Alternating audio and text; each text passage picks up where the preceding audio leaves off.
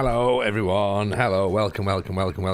How are we? Are we good? Happy Friday, one and all. Hope you're having a nice time. As you're probably aware, there's been a couple of things happen recently, hasn't there? There's been what's there been? There's been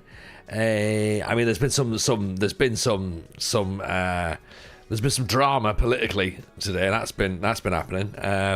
There's a Scotland match going on at the minute where Scotland at time of streaming are not losing. Obviously subject to change with every single kick of the football, which we could do with getting a kick of the football actually, although I have just left and we've had a corner, so we do still have time to lose. Don't worry, we have time, Dan. I'm going to pop it on to just watch the last few minutes as we go, but there's also been some developments in the Football Manager world, hasn't there? Ooh, the Football Manager world.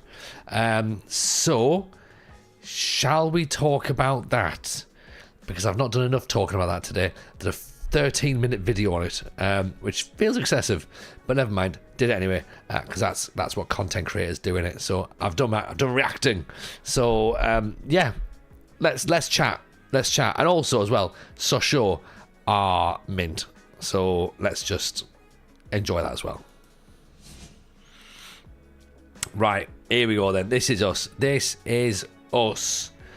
Currently sat third in the league. Look at that beautiful upward curve we've got there, as Denmark are on the attack. In fact, look at that upward curve. In fact, and still, that's much better. Look, there was one moment we were bottom of the league, but all the way up there now. Things are going well. In the Sochaux region of France. Well, I don't know what the Sochaux region of France is, but that's where we are. Results wise, pretty impressive as well. You know, lots of nice green, the occasional bit of yellow, one or two bits of red, which is understandable as well. We beat Valenciennes 2-0 in the last match. We're playing Brest in the Coupe de France 10th round. Then we've got Le Havre. Then the transfer window closes, and then we've got Nancy, Rodez, Bastia, Cannes, Dijon, Paris FC, Grenoble, Châteauroux, Auxerre, Brest, Bordeaux, Lorient, and Metz to close the season out. So, do you know what I mean? That is weird, right? That's all we got. That's all we got left. And then that's season 11 done. Last stream didn't have much in the way of FM, so it's good to see what actually happened. Yeah, there wasn't much FMing, was there, going on last time? As it tends to be around here, you know, we tend to have a lot of daftness, and yeah, it's all fine. Did we play FM? I'm not sure, Ian. Benna Cage is in. Welcome, buddy. Nice to see you. Hope you're well. Pleasure to have you in, and a pleasure as well. Appreciating you resubbing there 3 months in. Thank you, my friend. The support genuinely means a lot, especially as we're getting into the interesting time now. Zeep's on there for 31 months. The hype train is on its way, everyone. Get those hypes going. I believe it's September, where some people I think Twitch do it's like 6 months is discount. I think it's like 30% off or whatever. But use your Amazon Primes. If you've got Amazon Primes, use it because it's free, right? And it supports the channel as well. You can do that, or if you want to get subs, then do that as well. That's more than appreciated. Also, Retro Gamer, how are we, buddy? Nice to see you. Hope you're good. Welcome in. Of course, Ian's in, as I say. Chris is here. Editor Chris. Chris pulled an all-nighter last night for an emergency episode of the podcast. So that man is going to be running on zero sleep today. Possibly still powered by coffee, I would imagine. Dan resubbing 49 months. Look at this. 49 months, 3 or 4 hours, I think. Oh, you know what, Chris? That's actually not bad for a parent. Really, that's probably about what you get normally, isn't it? I've opened a Red Bull. I've got FM to play. Right, he's racing me. He's racing me to a video, and I think he's going to win. So that's going to be interesting to see who gets the better out of this one. But yeah, it's you know, let's be honest, it's going to be him. So I'm just keeping my eyes up there. We've got a Denmark attack. Angus Gunn's dropped it. It's cleared. It's cleared just about, we think. Is it? I mean, it's cleared as far as it's gone back to another Denmark player. Drilled in, deflected out. Danish player on the floor holding his head. So that's fine. That's absolutely fine, I suppose, really. So what was I saying? Come on, I can't be expected to remember everything around here. Let's offer out Cham, I reckon. Transfer window's open, by the way, in this part of the save, so we can try and bring some new players in. We'll see what's what, really. But yeah, new episode of the FM show came out today. If you haven't seen it already, a pitch was seen in some FM news. They did see it. There was a pitch. I saw a pitch. What do we think of the new FM trailer? Well, I think it looks good. I think that it is an improvement. I don't know what level of improvement I was expecting, but it's certainly an improvement. Is it enough of an improvement over 2 years? Don't know. Haven't decided yet. The lighting does look very, very nice indeed. The lightning does look very, very nice. We did see an overhead kick.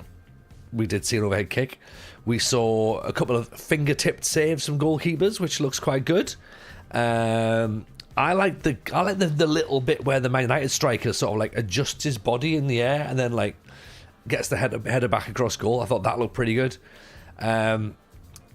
Greece are now 5-1 up against Belarus. Sorry, full time 5-1 against Belarus for Greece. I think the players still have great save, straight at Angus Gunn. I think the players have cold, dead eyes of a killer. They've still got that, so that's a thing to look out for. But overall, pretty good. Like, everyone was obviously wanting to see what the game looks like. They want to see how it plays, and that's the way we're going to see it. So for me, I think it looks like an improvement on what we've already got. So that's a big tick, first of all, that it looks like it's going to be better already. Obviously, with that, is everyone go, well, how does it play? Does it play differently? We don't know. Hope so, I think is the answer. We won't find that out until we actually get in and start playing. I'm waiting for goalkeepers are overpowered. Crossbars as well. Remember, Rougeau, there was a lot of woodwork in there, so Aaron has already had his say about it. He's not happy. Spoiler alert. But then again, when is he?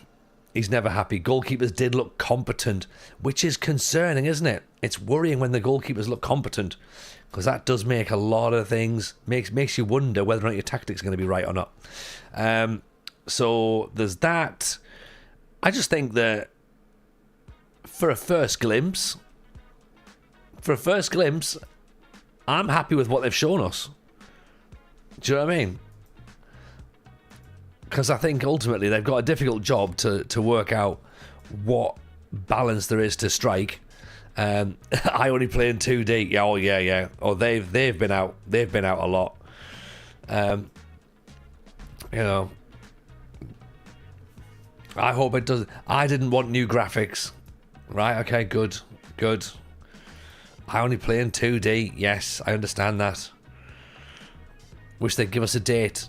But Retro Gamer, right? Here's my question to you, okay? What difference does it make?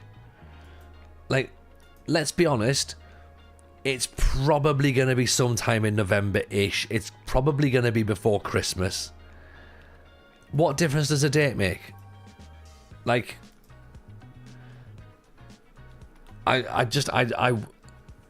understand people want something to hang on to, and even when they get given information and they get given something to look at, it's still not enough. And yeah, I'm just like, surely it doesn't matter. Like, the date will turn up. It'll be fine. Yeah. November the 3rd. Will my computer or laptop run it? No idea, Ian. Probably. I mean, ultimately, If your computer or laptop can't run Football Manager, you don't have a computer or laptop. You have a calculator. The specs are pretty low. Do you know what I mean?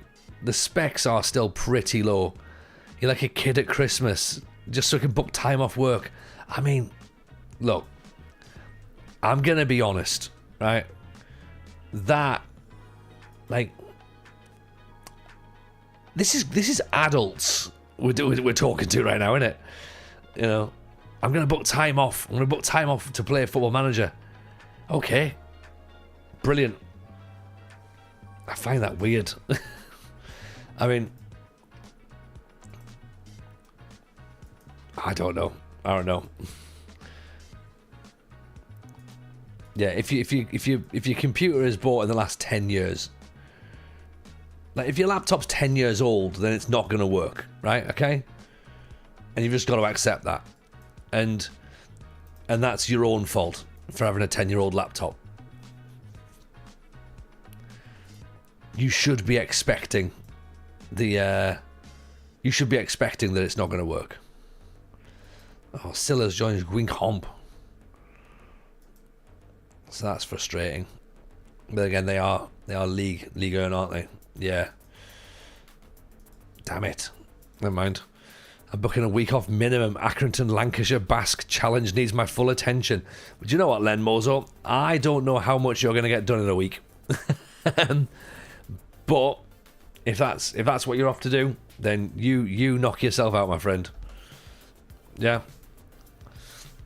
Are the Saudis going to buy Tottenham? Maybe. If not the Saudis, the Qataris, possibly.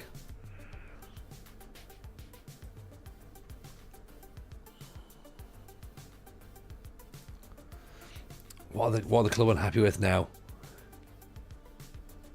The squad are unhappy there's a lack of depth. Well, yeah. We're in the transfer market. The transfer window's open. What do these people not understand?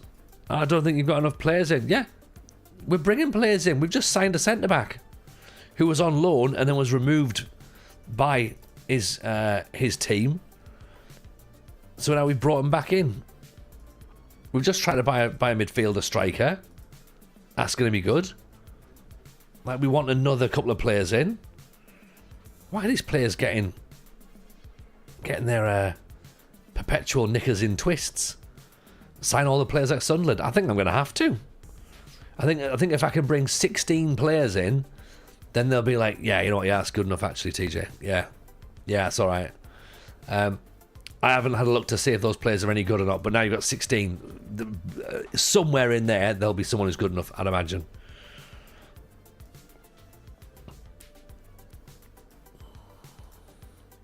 Just replace them all. I will do. I'm going to have a great time. I'm going to make everyone feel really upset as well. I'm going to look, yeah, you wanted more players. Well, do you know what? I bought a player who can play in your position. Bought a player who can play in your position. Bought another player. Bought two players who can play in your position. Yeah, now what? Now what do you think? Lots of new players now, haven't we? Lots of new players.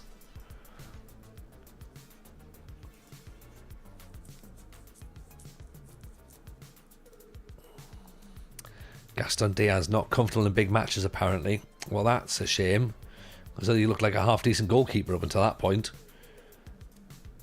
Gabriel Lebris. I think we've tried to bring him on loan, haven't we? We can't get him because for some reason they're not going to let us do that. Samba Mboj. Leader, 16 grand. I mean, this is where we're definitely getting into the...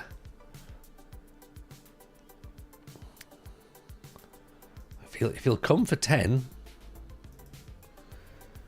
do I need a left back?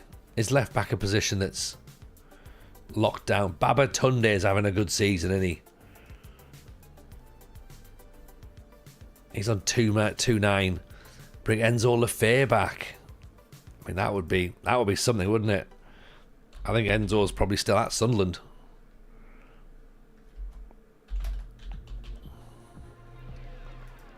He's a coach. He's unemployed.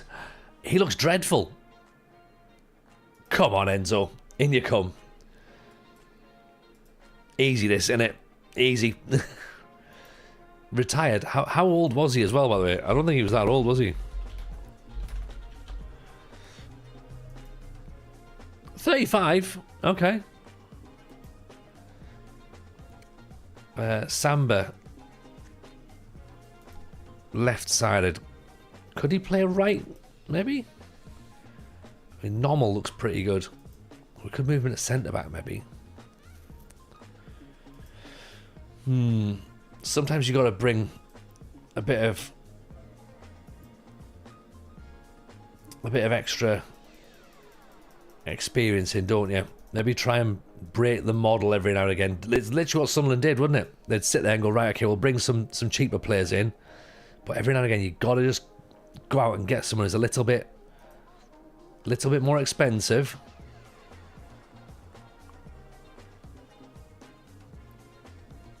Ousmane Gueye, 16th in the league for assists, 19th for distance covered, 20th for pressures, relishes big matches, fairly realistic outlook on things, 22 years old,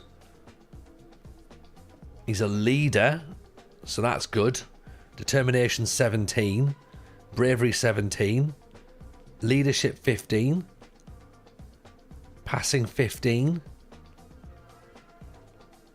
first touch 14. Ooh, okay. Very Henderson-y, very Roy Keane-y. In 2035, bet Connor Wickham is still a free agent. I think Connor Wickham's probably retired as well. At least I would hope he has. I would hope he's retired at that point. Felix Bart. Look at that hair. Oh. Tries killer balls often. I bet he does. I bet he does. 85th in the league for shots.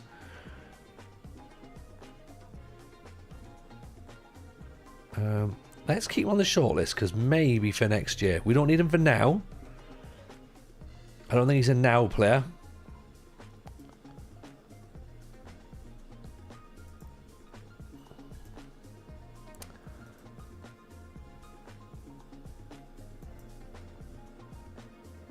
Bentancur.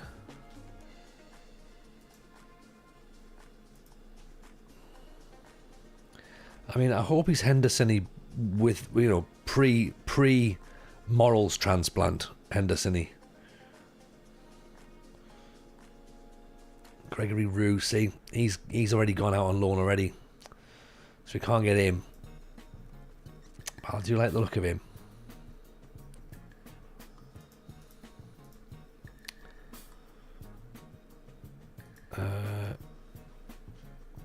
Gnigi looks handy, but acceleration's not very good. But he's a perfectionist striker. Doesn't see the full picture. Good first touch. He's available on a free at the end of the season. Determined, good composure, good passing, good technique. What do we reckon? Not very fit. Very, very slow. I wonder if he'd be an interesting player as a free transfer. Trezor and Cuckoo we looked at as well. He's apparently available for loan, but we're not sure. Got crap work rate. He has. And my initial argument would be he's a striker. And I know that sort of is usually my argument back to go, well, you know, they need to work hard. They're not TJ players. They ever look at niche nations and look at their top players, or Rana's full of decent players. Sometimes it depends. It depends upon the nation I'm in. Like, I'm in France at the minute, so I feel like I'd probably have more French players in my setup. But that's just based on where we are right now. That might change. A couple of Ivorians, obviously, as well. Probably. South Africa tends to have decent players. And this guy, 6'3", physical, defensive mid, determined, good concentration, good positioning. I mean, he's maybe an option.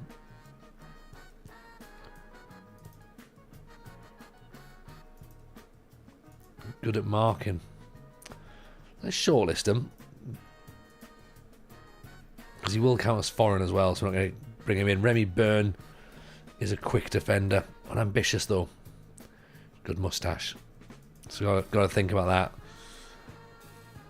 Tommy Carrasco. Maybe not. Roman Tejera. Ludovic Mariani. Just kind of looks fine, doesn't he? But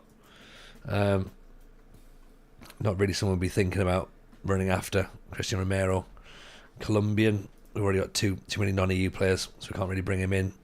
To be honest, I got Bordeaux into the Uber Eats today. Nice work.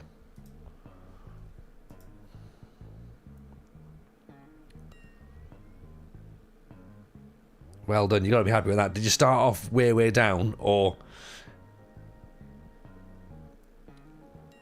If you've done all the way to the top, then that is excellent.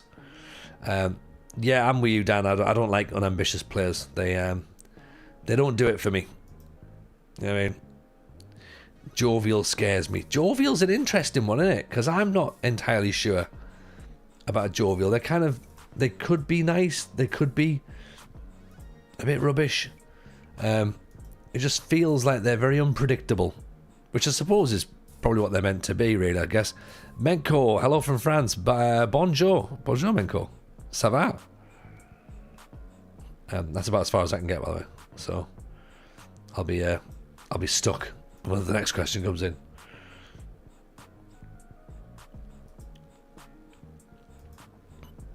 Glad to hear you well. Start of FM24 to 23 seems like a while ago. It does a bit, doesn't it? It does. It feels like a long time ago. Feels like a lifetime, TJ. Yeah. Thrushbergt is listed for loan. Good finishing, good determination, quick. Had a jovial wonder kid within 3 weeks of signing. Missed training twice, spotted in the bars twice, never again. I mean, he sounds like a right laugh. I'd be keeping a hold of him. he sounds fun. Calispira Jason, welcome in, my friend. Hope you're good. Ronaldinho, the most jovial footballer ever I saw one. I like a jovial Ronaldinho, but then also you've got Mario Balotelli, who's quite jovial. So we shall see. Trosberg is quite good. He is quite good. We had him at Hecken, remember? All that way back. 5 goals in 11 games, but that was 3 seasons ago. He's now 21. He still hasn't played much for Buda Glimt. So there might be something there. I wonder if we can get him in on trial. Have another little look at him. Ahmed Damsgaard, 28, rotting away in Slovenia. 0 transfer budget for getting Liga Earn. Really? Oh, look at Baba Tunde with the big Bobby Coppins. Perfect 10. Maxo, the goat FM pisshead. He was mint, wasn't he? He loved it. Thing is, he'd go out on the lash, and then but he'd do it on match day, wouldn't he? He'd do it on match day. That was the thing.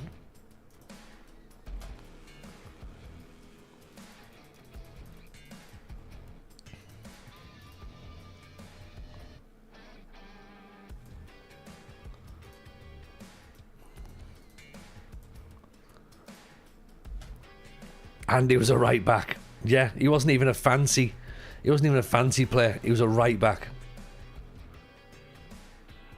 The music is funky, Chris. I've got I figured that's what I wanted tonight. I wanted to be a bit like, this was my vibe.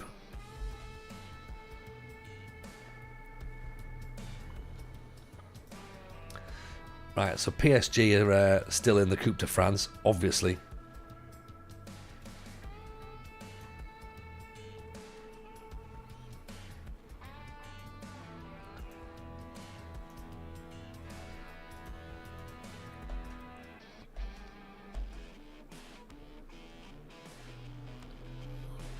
So come on then. What's everyone else's thoughts on the graphics then of FM26? What are we thinking? Bay Hudson still hanging. You know what, Bay? If you're hanging, that's absolutely fine. That's fine. Rougeau, I'm going with good. Good works. I'm going with a hooch. That's what I'm going with. Is Brockman on the move? We hope not. Happy hooch, everyone.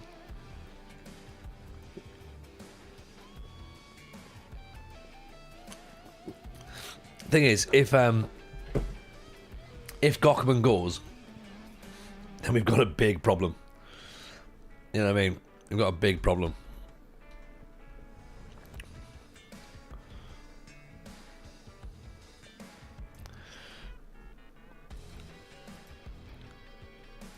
You can lose to the bottom of the league in 4K. It looks great. Yeah. Graphics, love them, really encourage what they produce, not fuss that much about the player face. As I said before, if you plaster real face on top of that, they'll look like GoldenEye characters. Yeah, you did say that. and the thing is, I still thought it was quite funny, and you were like, no, this is a serious point, TJ. And I was like, yeah, okay, I get that. I was downloading the game, so it was 4 frames per second. I won't judge it on that. But you know what, Triple P? Many people will. Many people will. People have judged games on less. Yeah. Right, so Mustafish has come out. Verhaeghe is back. I laughed my head off when looking for the right image to back up my claim. I liked it because the image that you found looked like Gillian Anderson. And I found that funny. So let's see what else. Let's put Amara back in for Agbite. Cardo still is on the bench. Pleasantly surprised, says Matt. It's a step forward. I think we're moving to a new engine. We need to be patient. Expect small steps. Pretty much what happened when we first got 3D.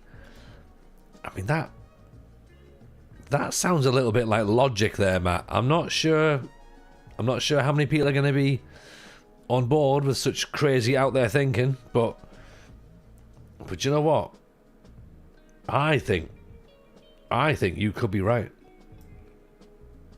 That could be the way to do it. Be patient. Wait and see. You know, they're not gonna give you everything right now. They'll give you some stuff to get you a little bit like, ooh, like they'll flash a bit of ankle at us. But I still reckon that there'll be some more stuff behind the scenes that we don't know. Yeah, no one shows all their cards straight away, do they? Yeah. So it will be interesting to see what a full match looks like and feels like and plays like. As I said on my my video and on the podcast, by the way, was I wanted to see, and I would love to see, some actual mistakes. Do you know what I mean? Like, I think that would be good. I'd like to see players slipping over when they're trying to sort of like run after the ball. I'd like the ball to run off the pitch and for them not to be able to keep up. I'd like that. To be fair, the match engine is the last thing I'm worried about. UI is the key one for me. That feels like the more reasonable concern, doesn't it, Rouge? Because we spend most of our time in the UI. Weirdly, for a football game, we don't really look at the graphics per se in the match as much as we do on all of the searching screens. All the searching screens, that's what I've called them there. Right, so we're 1-0 down against Brest here. We are trying to buy a couple of their players as well, so that's probably going to anger them ever so slightly. Where are they? Oh, it's in the cup, isn't it? Factor in what Miles is saying, UI seems to be a massive issue. I mean, yeah, I would imagine it will be because of the amount of stuff we've got to do. Now, there is, of course, an argument to go, do you need to do all the stuff? Probably not. There's probably a lot of stuff that we don't need to do or see, but it's there now, and they're not going to take it out. They've already been criticised for having things taken out anyway. So...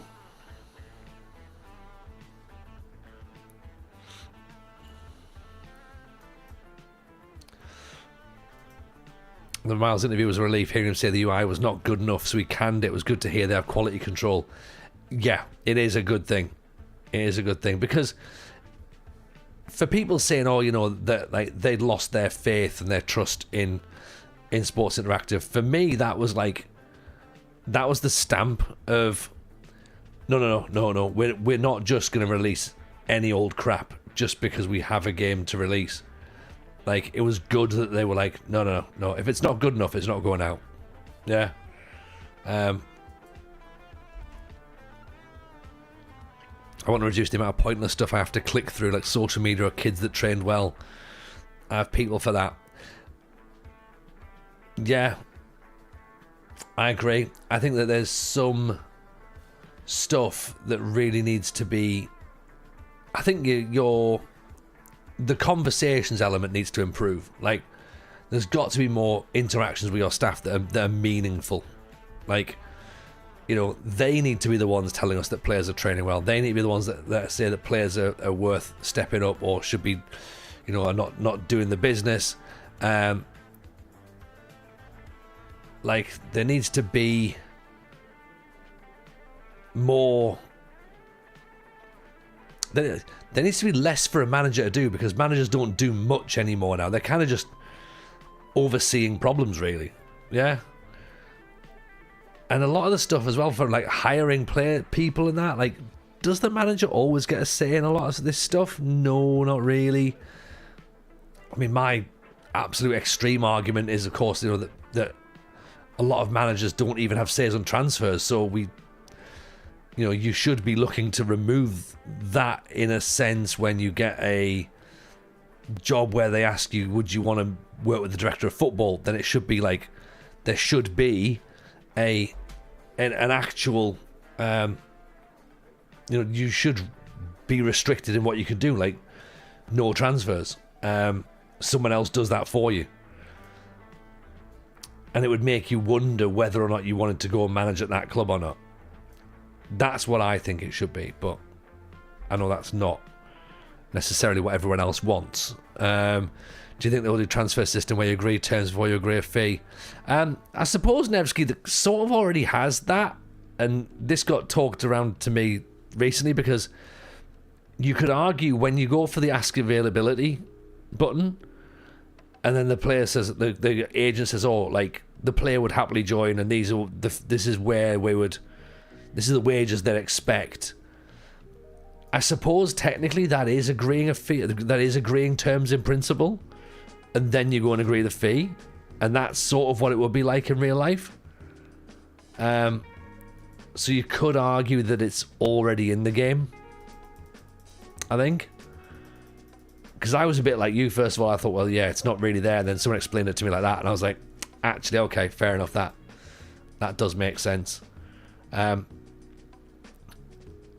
Because even here, where is it? Yeah, follow-up interest, yeah. So agent feedback, you know, the club want somewhere around about this. Player wants to start the majority of matches. They'll accept a wage between this and this. So theoretically, they've agreed terms, or they've already said they wouldn't want to join. Yeah? So that's where I think it's at.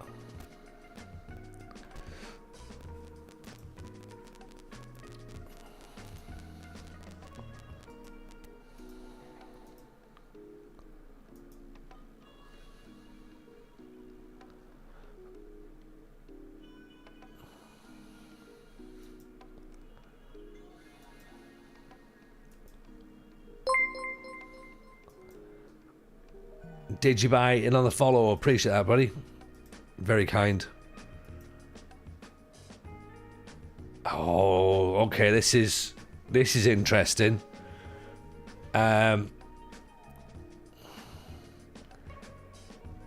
Gockman is going to be leaving. We are going to lose our striker. Oh dear. 7.5 million, raising to 8.5. 4 million up front.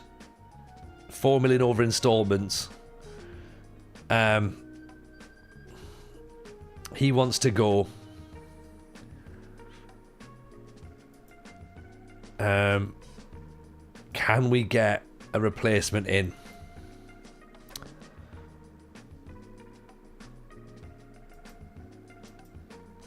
Time to scout for a striker. Absolutely. Do you know what? We have to sort of play this slightly realistically as well and go, we're a second division French club. He would be sold in real life. Okay? If that happened, he would be sold.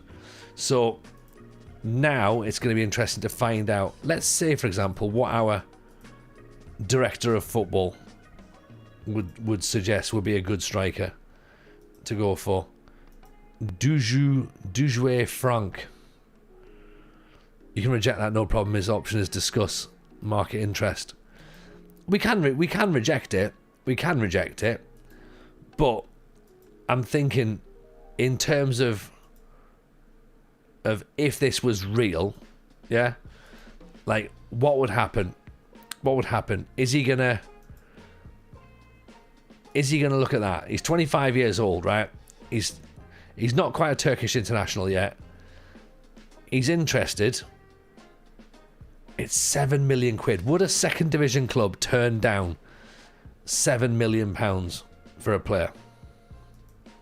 I don't think they would. He's got 1 year left on his contract as well. We could trigger an extension, which might work for us, but I mean, it might be. He might get upset about that.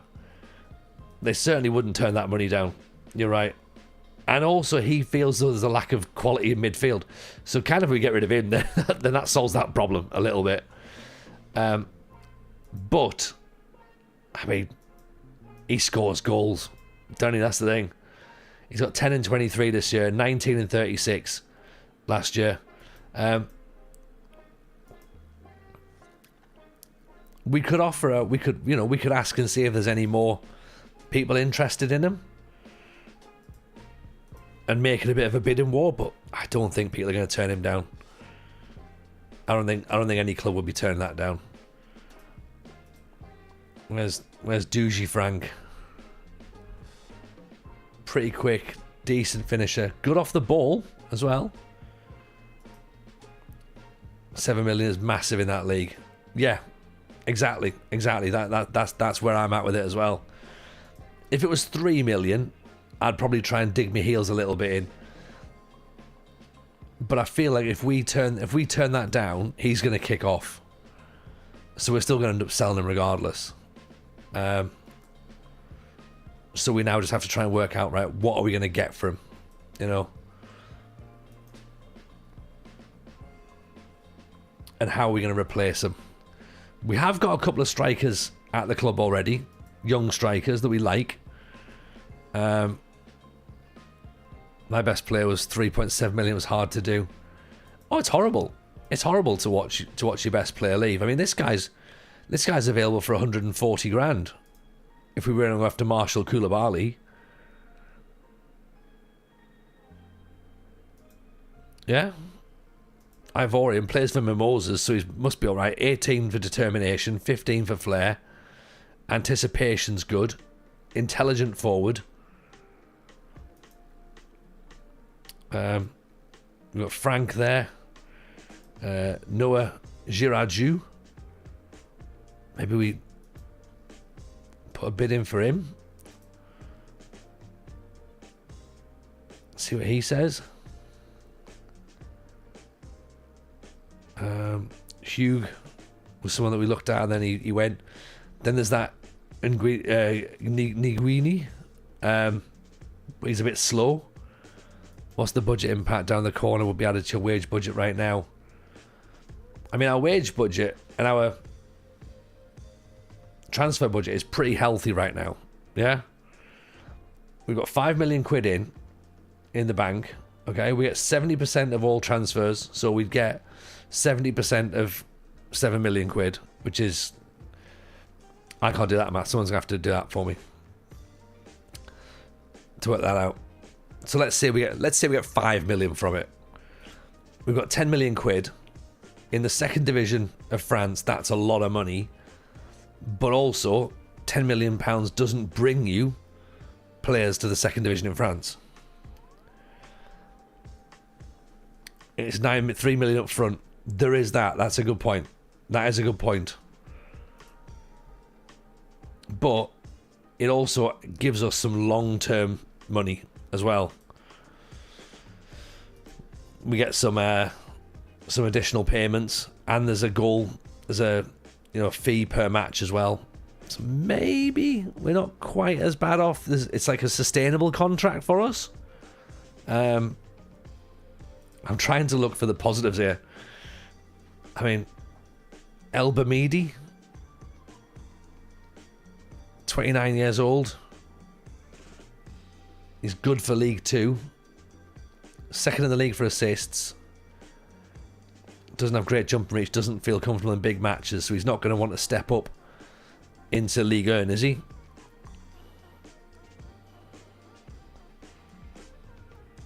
He's not scored in the league. Although he has, it's a lot of substitute appearances as well. I suppose what we could do is go to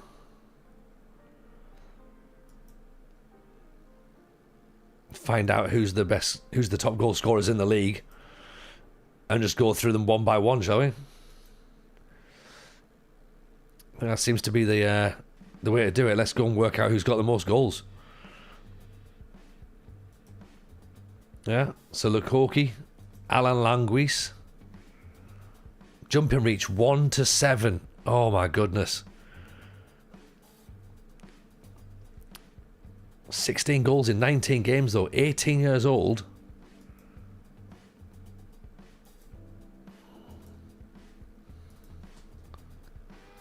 Patrick Prevost. He's not the... he's an agent.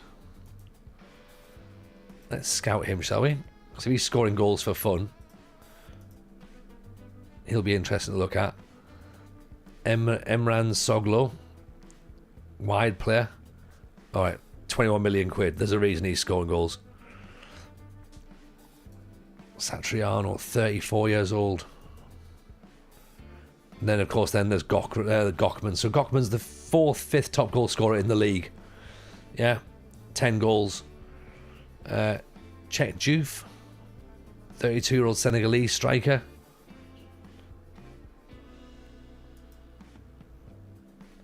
Then Girardou. So these are players we've looked at. Hugo Magnan, 26, nice moustache. 5'11", physical striker, decent finishing. If that's an 18 rather than 14. Determination could be good. Decent pace. Quite fit. What's that? 9 and 18, so that's a goal every other game. But he only just signed in the summer. So he's another one to scout, isn't he? Diouf's an option. Thing is that Diouf's 32 though. That's the only thing I'm concerned about. Diouf is 32. And as such, that strength isn't good. That stamina's not good. But he's getting goals though. That's the thing, isn't it? He's scoring, so he's doing something right. Jarju. Marinen.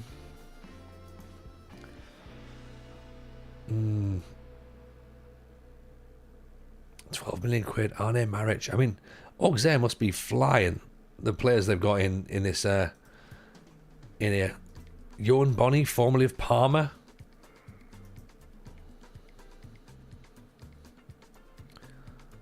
On loan from Lons. Tony van der Mee. Oh, Tony van der Mee looks very good. He's on loan from Ajax. He looks alright, doesn't he? Any of the are the new gen AI faces on some of these? Yeah. They're all new AI faces. Yeah. 6 in 18. Let's scout him a little bit more. He's at Toulouse, but Tony Van der Meer looks fun. Like Vasher. Finishing, acceleration. 6 goals in 20 is not good for Grenoble, though. He has scored plenty before. He's been in double figures most seasons.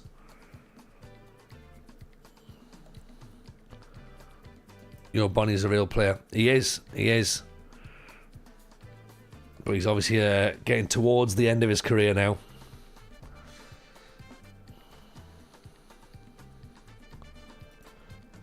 Okay. Let's look at League Earn. And have just a little nosy down at some of the ones who are not getting them all. Rooney Bargy. Kamara, 21 million quid. Joseph Luis, 12 million. Stassin, possibly 8 million. Yeah, there's still a lot of talent in have a look at that. 22 years old, 51 million. Yannis Pelletier. What about Liverpool? Right, okay, we're not getting him. Ugalava is a great name. And he's definitely not real, but I like the look of him. Helmy. Pafundi's still there. He's real, isn't he? Kamara, new gen, 100 million quid. Oh, look at that. Vietnamese striker, Bu Viet Chang, PSG, £211 million. Jesus. Elite attacking midfielder. Yeah, he's canny. Julas.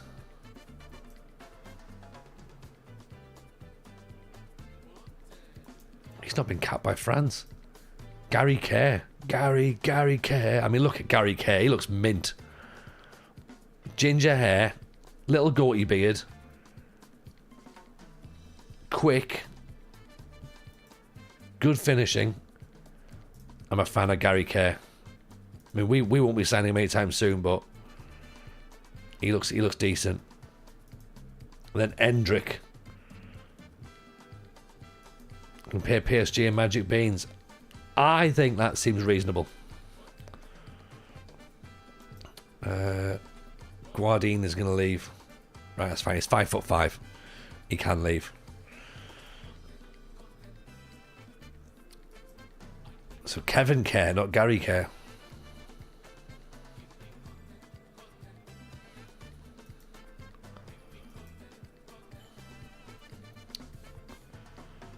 Good League Earn player.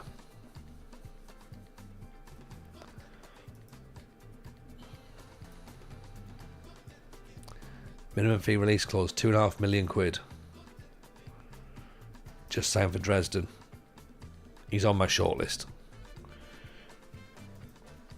Okay, Thibaut Seuss. Now, we had him, didn't we? Where do we have him? Farrell. Is he still only 26? Bloody hell. Favoured personnel, TJ. Needs to play more regular football.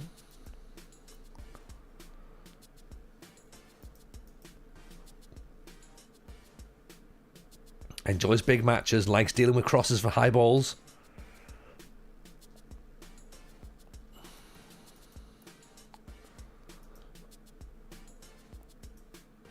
He doesn't want to sign for Sochaux. Oh dear. We're going to have to go back for him at some point. I think we need to get promoted before that conversation can happen.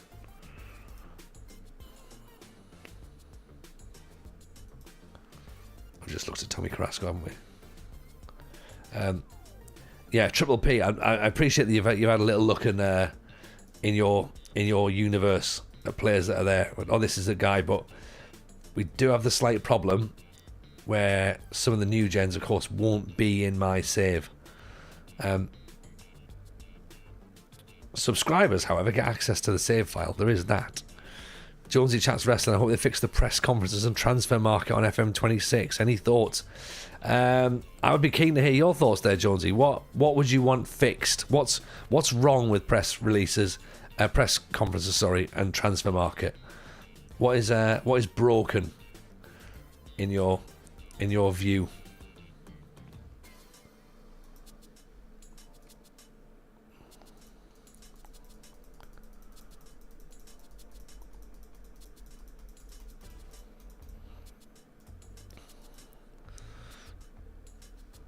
Also, AI squad building, hoping it's not just graphics that are being improved. Right, again, give me some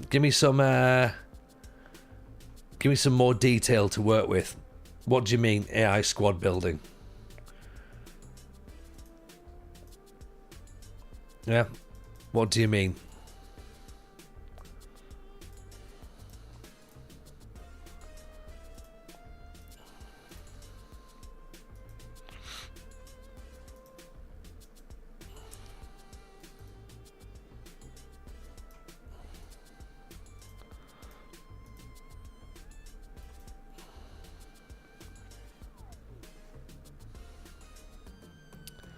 Whose bid's just been rejected there?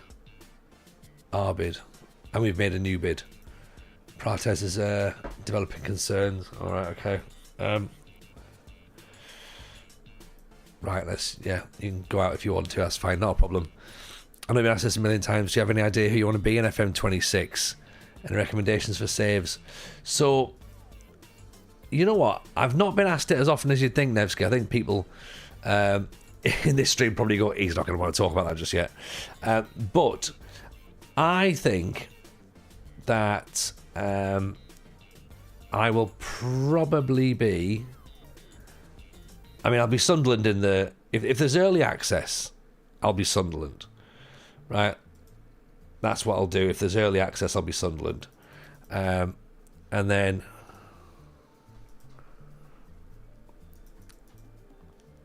And then for an actual save, that's a tough one, because I really enjoyed the Build a Nation that we did in Greece.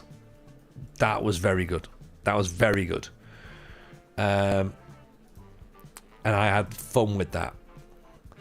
Augsburg have come in with 4 million quid. That's all up front, but we need that to be up to 8.5 because that's 7.75. That'll be the same as what Hirona have done. Chan's gone out, that's fine. Yeah, that was fun. I loved that. The Build a Nation. I love the Journeyman style elements of a save.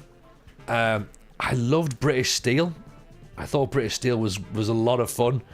It was frustrating, and I don't think that I played British Steel the right way. Does that mean I'd consider British Steel again? Maybe. Have I started to think of one club saves? Yes. I have started to think of one club saves. Myself and Mrs. J were talking about maybe Darlington, possibly. We could maybe do that. That might be interesting.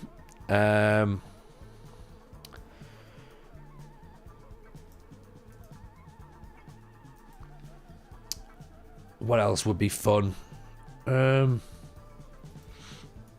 Sheffield Wednesday, that could be good, but also it feels a little bit like,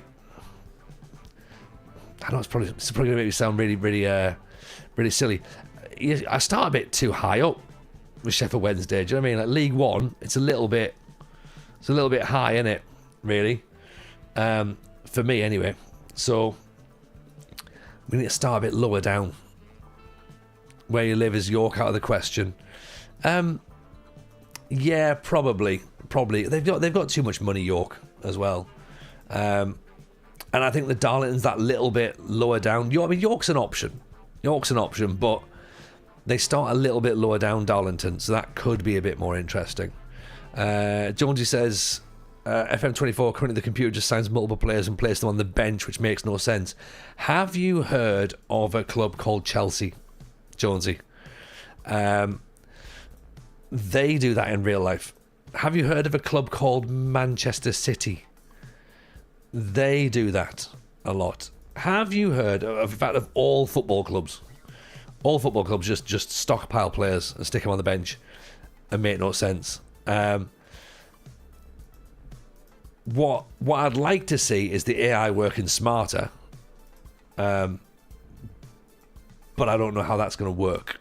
Yeah, teams getting bought more often than with huge investments, leagues and teams starting to generate way more income as they're more successful. Player potential, for example, if I buy a low potential player but use him well and win games, he should improve as well as his potential. Yeah, but he's still only going to have a certain ceiling anyway, isn't he? Because that's the reality, unless you have your occasional outliers that are better than what they originally looked like. Build a nation, Lithuania. Interesting.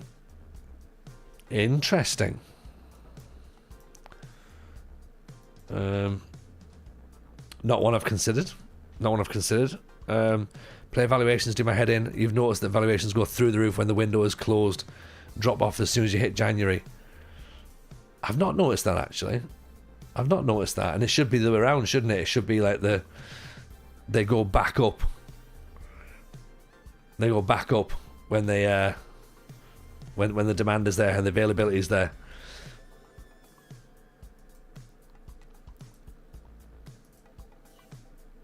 Play fair. In what sense, Josie? Sorry, I think you might be replying to something I've just said, and then I've maybe missed that bit. Is that maybe in relation to teams stockpiling players?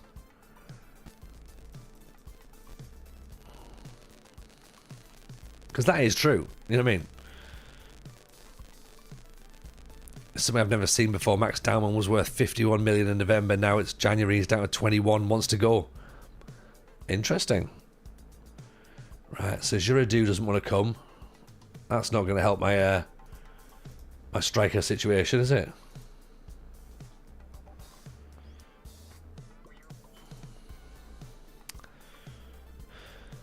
Especially if I'm about to lose a striker as well. Although maybe we still play with Falili up top. And we play with Diabete. We've got Daquan. I suppose you could put Falili there. That's correct on team stock holding players. Yeah. And especially as well when they have multiple they own other clubs as well. That's not exactly fair, is it? Can Kamara play up front? He technically can. I think I'd rather play him where Amara is. So put Fellini there. I'd like the deadline to be more crazy. That would make sense. To have a bit more panic in. Yeah, I could get behind that. That deadline day, create a bit more panic and a bit more drama there. Sochaux could be an interesting save because they're in the third tier in real life. That's a good point.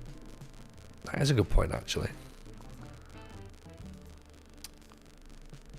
They would become very appealing, wouldn't they? I think that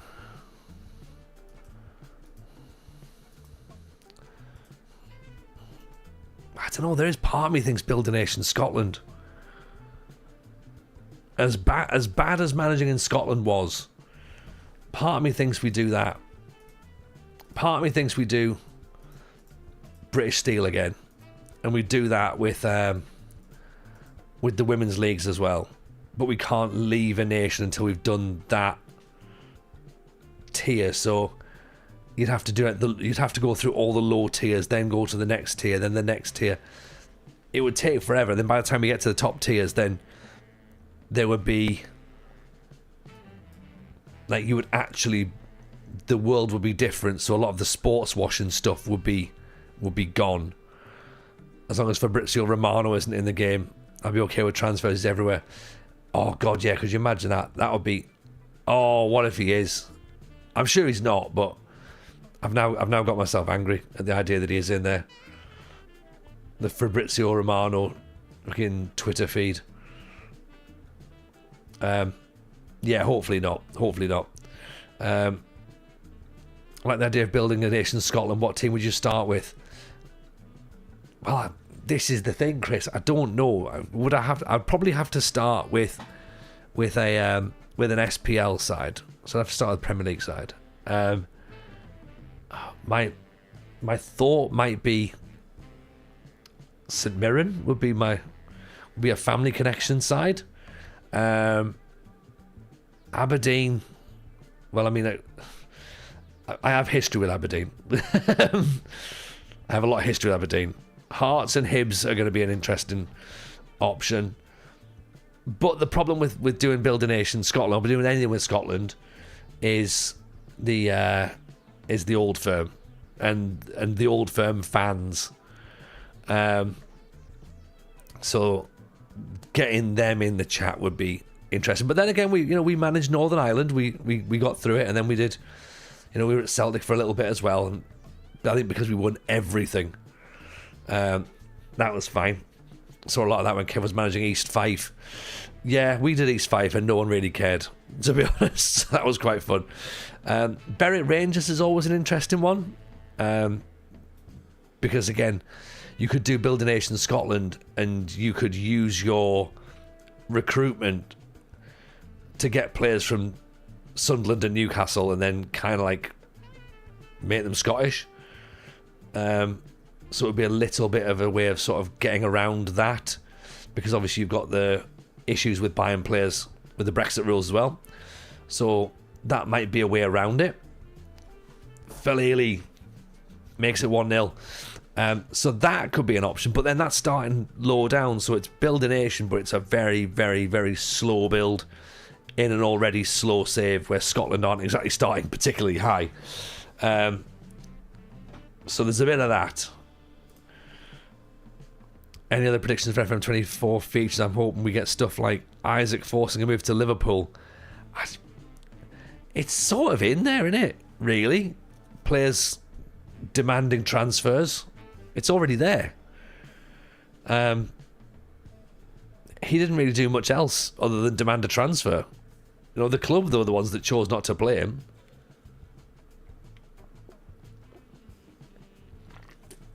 I mean, he said he didn't want to play for them again, but let's face it, if they picked him, he would have to go on the pitch. And if he didn't, then you'd just get fined. So I don't really know how you'd get that in. Plus, I don't think that they'd want to do that as well, because obviously the potential, ramifications of, slander and stuff. That's why certain personality types can't be in new footballers. They have to be in the new gens. You can have unambitious, you can have mercenary, but you can't have that in the modern game, unfortunately, despite the fact there are lots of them. Players are already jerks in FM24. There you go. Bear's got it. Would you like to see the game use media channels to create storylines, narratives, or events? I would like that. I would like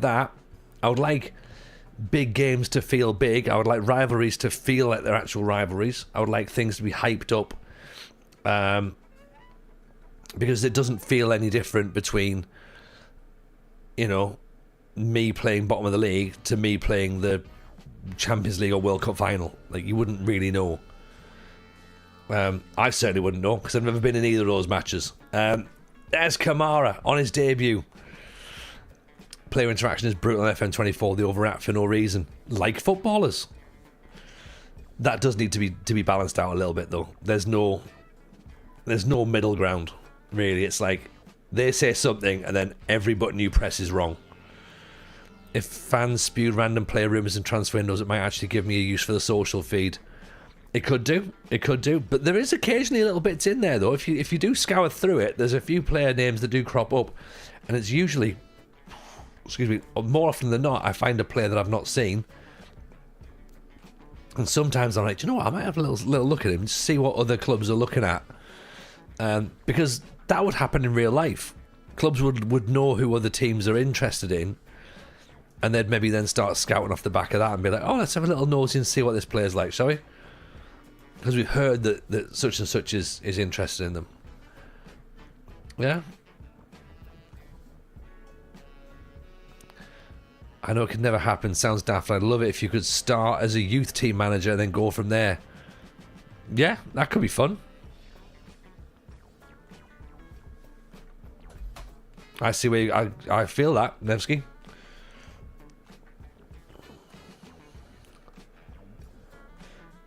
Petit Jean can go on. Yuseferson can come off for Diabate. What else can we do? We need to also bring Cardo on because Verhaeghe is struggling. Ruggiero, one thing I would like is more dynamic interactions between clubs. For example, if I'm Wickham and I had several tough games against the MK Dons, that I would want a rivalry. Exactly. That's what we need to be doing. Yeah, but it's not quite worked, has it? Which is a shame, to be honest. Andrew's in. Welcome in, Andrew. Is it time to run a save before the year ticks over? No idea how much time I'm actually going to have to play it, though. Oh, look at that. Falili makes it 3. So I can't really answer that, Andrew. You've as a numbers man, you've given me too many variables there, haven't you? Is it time to run a save? Possibly. How much time have you got? Don't know. So that's going to dictate upon whether you have got time for a save. You have got time for a save. It's just a matter of what kind of save have you got time for. Yeah. Dynamic rivalry was supposed to be a thing already. Supposed to be a thing, Chris. Yeah, supposed to be a thing. You know, like dynamic league ratings. Dynamic youth ratings. All those sorts of things are meant to be in the game, but I can't say I've seen it. Am I going to do a women's save? Hopefully, Matt. That's the. That's what I'm thinking.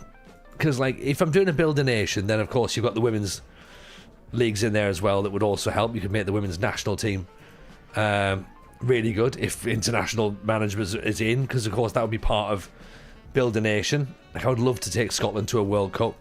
And not just to watch, you know, before anyone starts getting like, you know, oh yeah, you know, last time Scotland went to the World Cup was as visitors. Yeah, they are.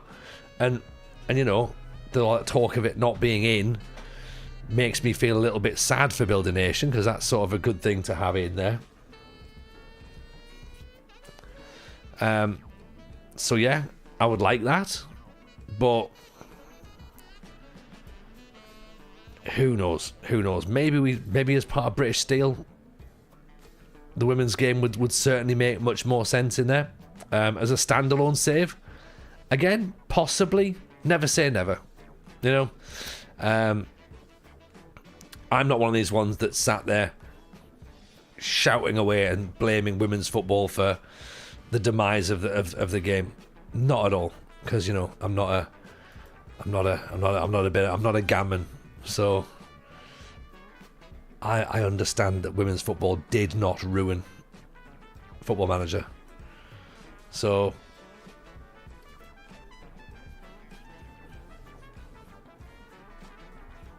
you think international management's coming back? I don't think they can do just the women's game without it. Well, I mean, that feels like it for me. Like, I feel as though that would be making sense.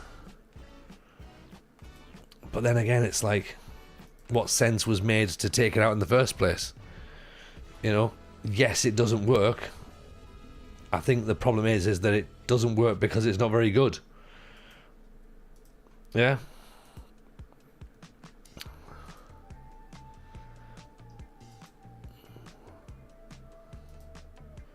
Right, let's accept the bid for Girona for Gochman. It's a shame he's going to have to go, but Faleli's just proven there, though. 2 goals when he comes in. It wasn't very good. Hopefully they're giving it a big overhaul. Hopefully.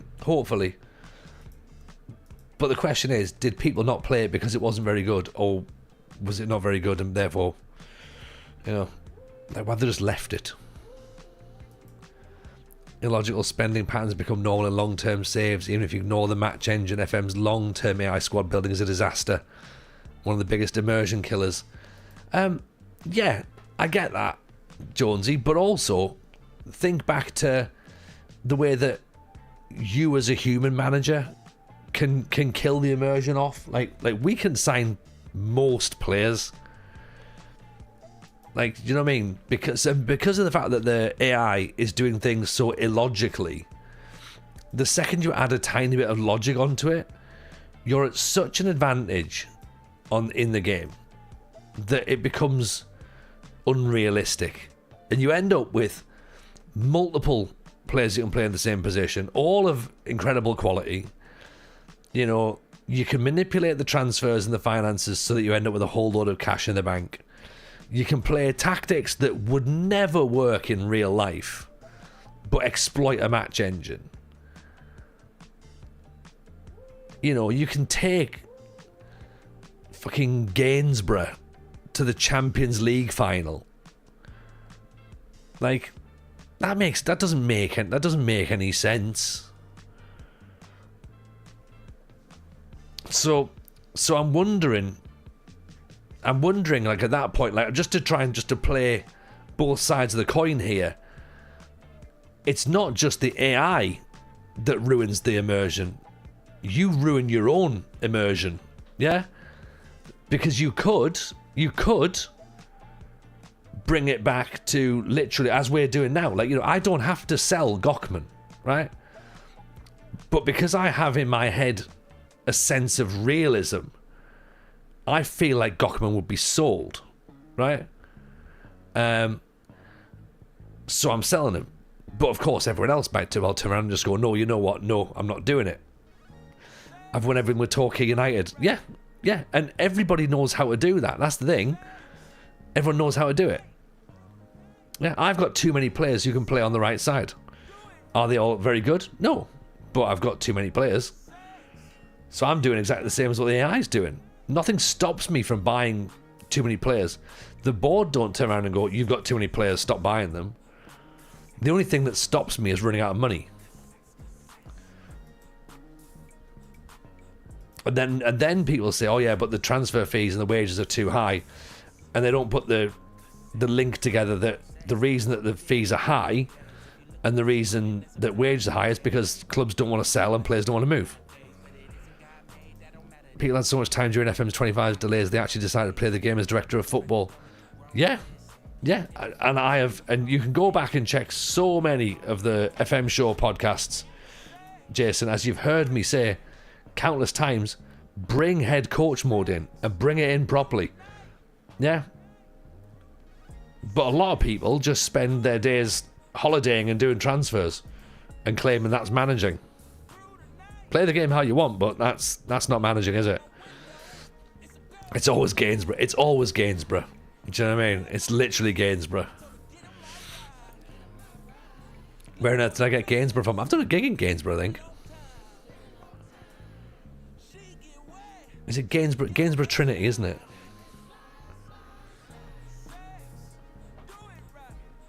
I like what you said about Gockman. AI is so powerful. Stuff like games events could help takeovers in AI in future would help FM. Yeah, maybe. But again, it's all about how well it's used, isn't it? Like, because look at MLS, right? MLS is, as a game mode, is interesting, but it's shit because the AI don't know how to do the draft. So no matter how much you want to play MLS, it becomes quote unquote unplayable after 3 years. Like, it is still playable, of course it is, because, you know, that's like physically it's playable. But yeah, the AI don't work the same way.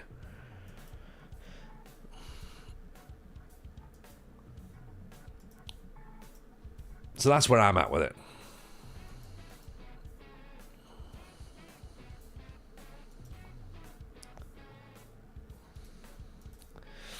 Having loose permission sets would be an awesome idea. Director of football mode, head coach mode, authoritarian mode, old school mode. I like the sound of that. I like the sound of all those things, actually.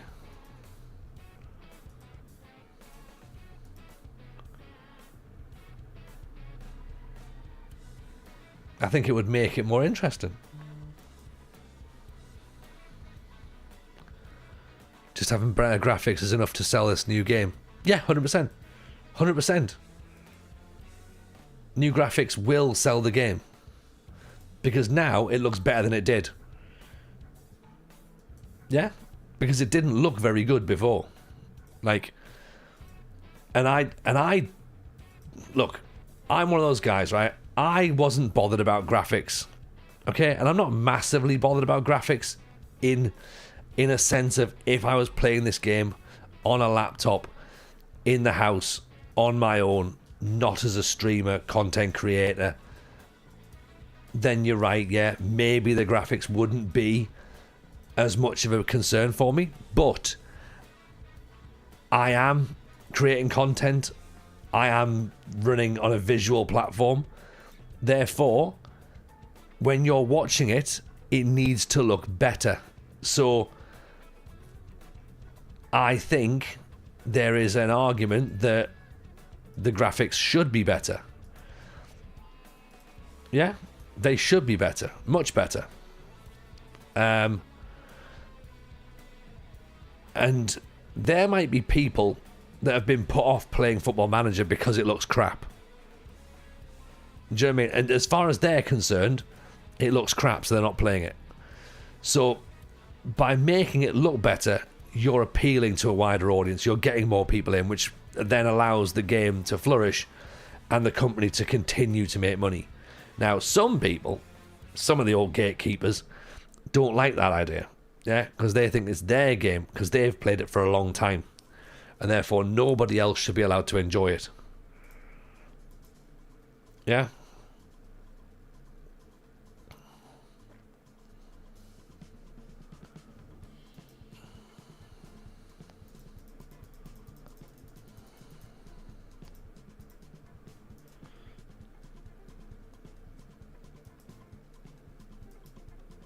Adam West, Batman.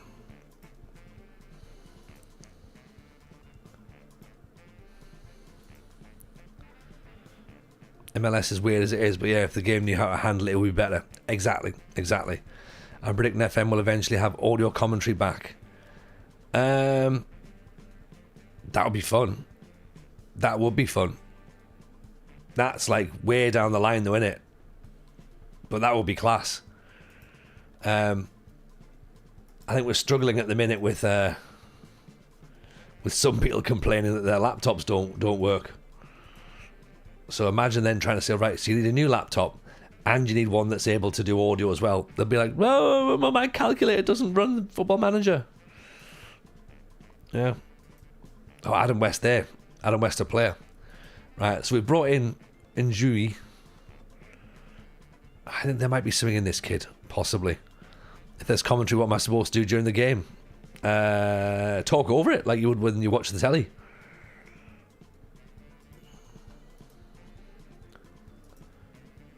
Kawaku's gone to Lille.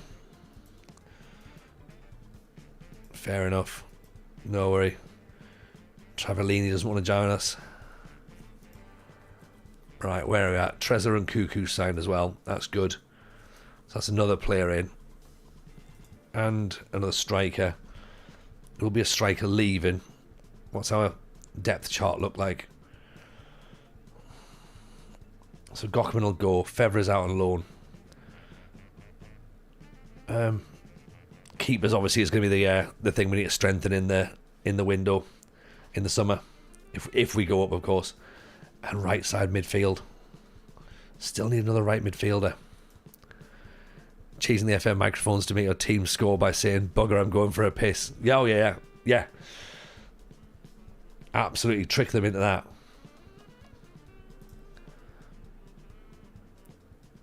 Well, going for a piss is overpowered this year. That's what people will be saying.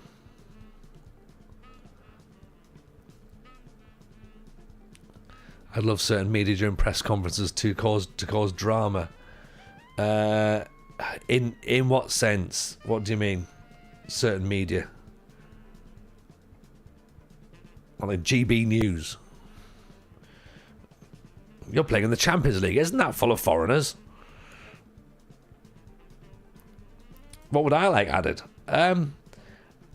I would like director of football mode, like a proper head coach mode. I would like that. I would like better interactions with players, so that it's, as you've said there, it's not just a case of any interaction is the wrong interaction. I would like to have a meeting with the team that doesn't end in them all being pissed off constantly. I want to see more mistakes in game. I want the match engine to have more mistakes. I want players to fall over. I want players to kick the ball out to touch, play passes that are too long. I want players to literally miss when the ball is under the bar. I want them to be able to scoop it over the bar. And I want to be so pissed off about it, because that's what happens in real life. I want to see that. Even Cow Shagger, welcome in. 21 months on the subs, my friend. Appreciate that. Thank you very much. The most handsome bloke on Football Manager. See? That's what they say. A lot of people are saying it. You see how Sky Sports cause drama after matches when players have to come out in interviews and stuff like Roy Keane complaining about signings. Yeah. Yeah, I mean, I guess in a sense that's it. Again, in a sense, this is the problem. In a sense, it needs to be heightened more, doesn't it? Yeah. Could you imagine being relegated because your goalkeeper missed the ball from a back pass? Yeah, like those sorts of things happen. Like I want the striker in the cup final to miss an open goal and to have cost us the cup final. Like I want that to be a thing, so I can then sell him, or have the story where he bounces back and he then puts in a cracking season the following season. Yeah, I want that.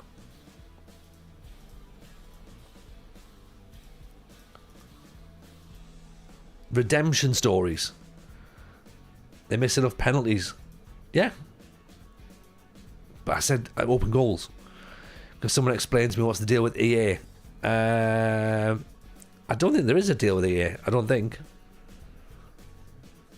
Small things from the recruitment meeting target gets mentioned. You can approach the chairman to ask if you can get the player. I want the director of football. I want when you go to the board to try and get the player signed that it makes sense. Whether that actually happens or not is difficult to work out.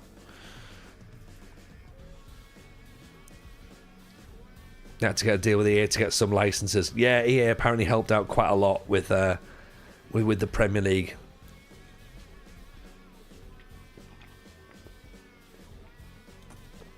I think there's a. So, yeah.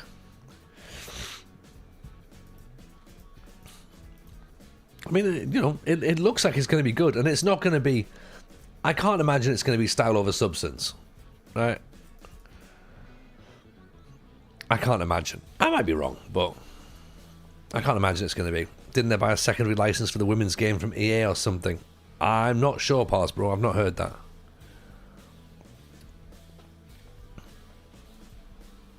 But again, they've got a lot of women's licenses, I would imagine. I'd imagine it's not just the WSL, and that's it. Surely they've got more. And I think that's really fun. I think that's really, really fun. What annoys me the most, players from Saudi still ask for the same wage which Premier League sides can afford themselves. Still annoys me. In what sense? Sorry. So if they're on like 300 grand and then they want 300 grand to come back, yeah, I suppose that's what it is, isn't it? They'd do that. Have they confirmed women in 26? Women are in 26. Jerfy Jeff. Women are in.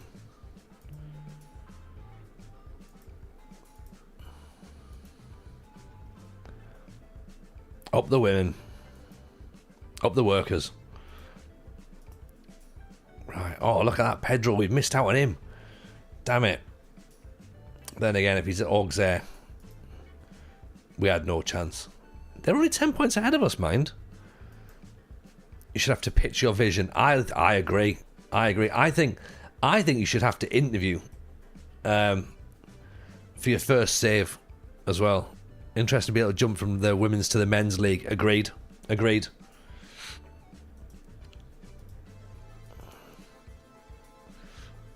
Like Mane got released from Saudi as a free agent. He's still asking for 700 grand to come back. Yeah. I mean, that's...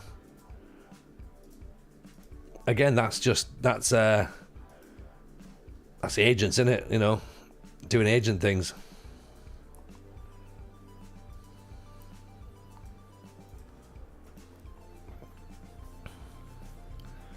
Hope they get rid of the transfer bug. Player wants to move to a bigger club despite the club he plays at, winning everything for multiple years. That's not a bug, though. That's called leaving Liverpool for Real Madrid. There's always going to be a hierarchy in football. There is always a hierarchy. And players do just want to move to bigger clubs. Like, you know, again, in as much as we can say, right, okay, you know, Gainsborough, Torquay, whatever, right, winning multiple back-to-backs in game, there's still, I mean, even in real life, Man United haven't won much for a long period of time. But players would still move to Man United over, you know, Newcastle, or like players would move to Man United over Chelsea in some capacity. Like, you know, there's always that. There's that historic factor in there, you know. So I don't think you can take it out fully. How you tweak it, I don't quite know.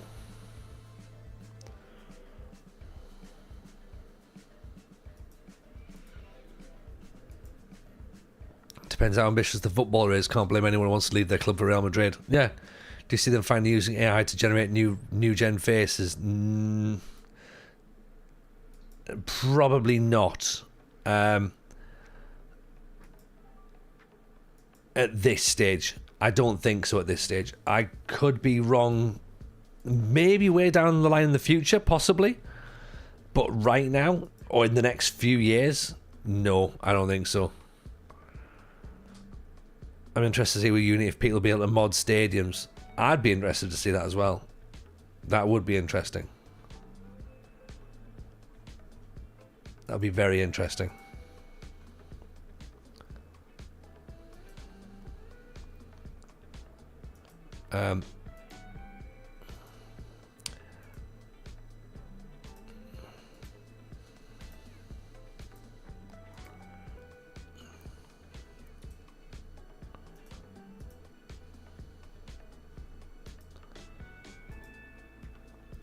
Trailer at least showed a few more different stadium models, which is nice.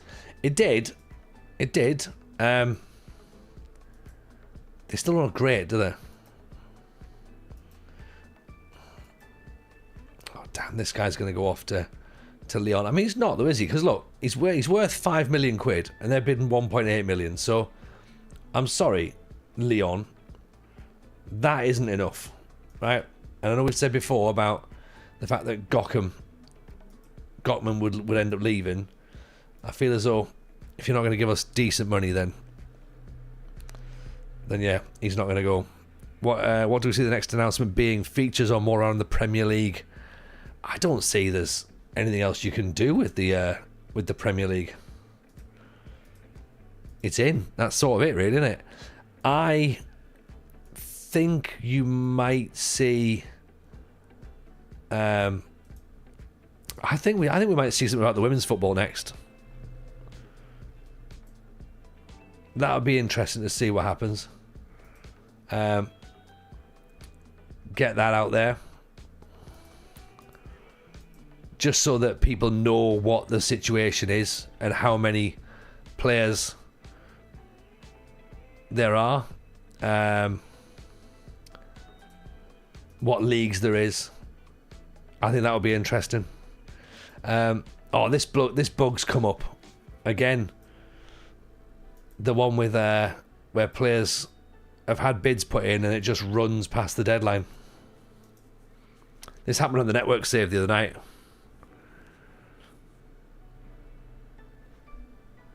Just make every league the Premier League. Espanyol, Sunderland finished ahead of Royal Brentford. I mean, yeah, it feels like that's what it's like in real life anyway, isn't it?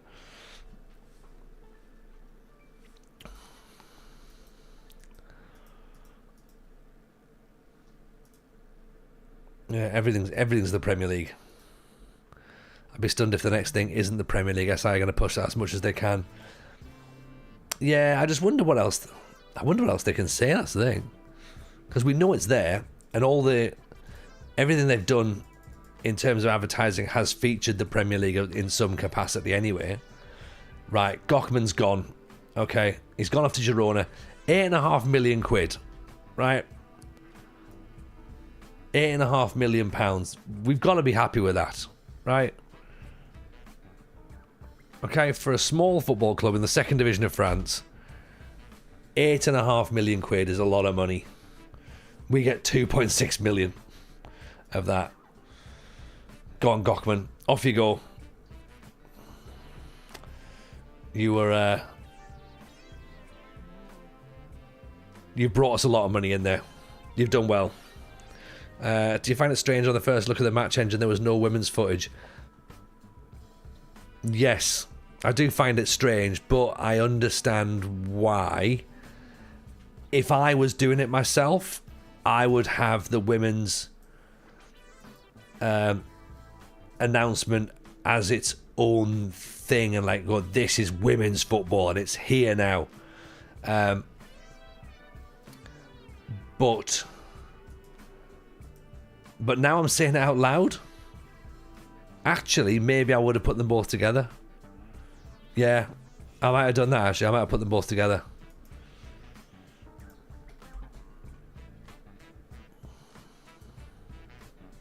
Side by side contrast. That's how people might have taken it. I think it would be good to be able to. I wonder if the official trailer might have both genders in together. That would be cool. Wouldn't if you're able to jump from women's football into men's. I think that's what they said that you can do. It all lives in one universe, so you are able to jump between male and female leagues, men's and women's leagues. So that's why something for me like a British Steel was hard enough as it was. I think it's now even harder and much more interesting to do it where you got the women's leagues in there as well. George, I think it's good they show it separate. It takes a bit of the ammunition of the weird people away. It does, but then it also gives them 1 week for all the weird people to come out and just literally attack the women's game, which is really, really awful that that's going to happen, because there are some horrible people out there. Same attack, say Arsenal seamlessly changed from men to women. Yeah, that's why they're doing a special feature and it's none in. Sensible thing would be do both together, otherwise the usual idiots will climb out their sexist rock. Yeah, we all know how this works, don't we, sadly? And obviously, yes, I do as well. They know it as well. Babatunde, that's 3 Bobby Coppins in a row for that boy. What was British Steel? British Steel is win every league and cup in England, Scotland, Wales, Northern Ireland. So that's all of the non-leagues. So like Vanarama North and South, Wales, second division, which is North and South, I think, or Wales second division possibly. All the leagues in Northern Ireland, all the leagues in Scotland. And then all the competitions, so like the Charity Shield was one. And yeah, it was there's a lot to do in that save. It's very, very good fun. Very good fun. and I messed around a little bit too much with it last year. And if I'd maybe dialed in a bit more on it, I think we could have done a better save with it. We had some great moments, but I also think we maybe missed the mark on one or two things. Everyone wants to win the Iron Brew Cup and the Johnston's Paints Trophy. They do. They're the best ones. And then after that, the Premier League is the last thing to win. And no one's really bothered about that.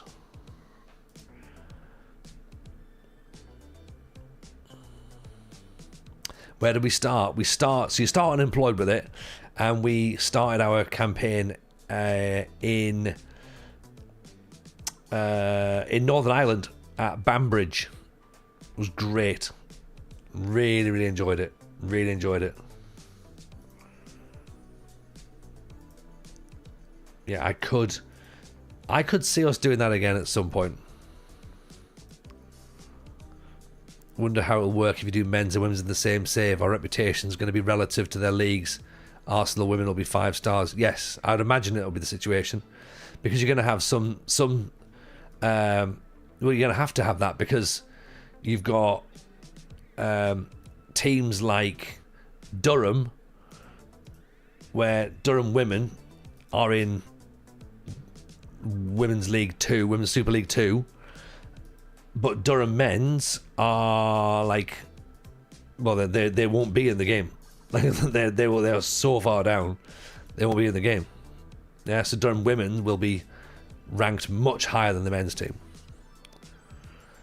Where did we finish? We finished at Tottenham. Well, no, we went back to Banbridge. Actually, we should have finished at Tottenham. I think we could have won the title with Tottenham. We were close enough, and then I panicked and went back to Banbridge. Ever done a Pentagon? Started one in the when we thought FM25 was going to be a thing. Started one. Maybe we do that next year. Depends upon how many African leagues are in. We don't know. Isn't the women's in FM just the Premier League? Don't know. We don't know. Hopefully not. Hopefully it's going to be more than just the Premier League. Hopefully there's going to be a women's universe to manage in.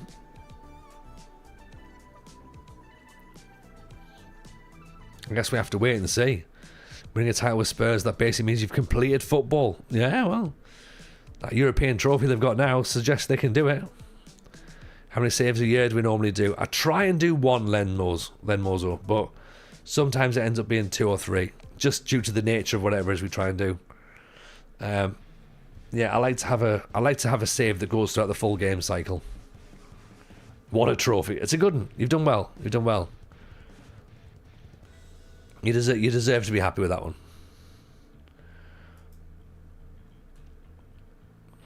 Surely there'll be separate entities. They'll just have to code the restrictions across male and female transfers. Yeah, I think there'll be. It's something that'll work out in the game. Imagine one save for this game cycle. Well, yeah. To be fair, had we not been sacked in Greece, would we still be in Greece? Maybe. I doubt we'd have won the World Cup by now. Did I watch the Scotland-Denmark game? Yes, I did, yeah. Until the last 15 minutes that I joined on here. 0-0 I'll take 0-0. That's pretty much a win, right? It feels like a win.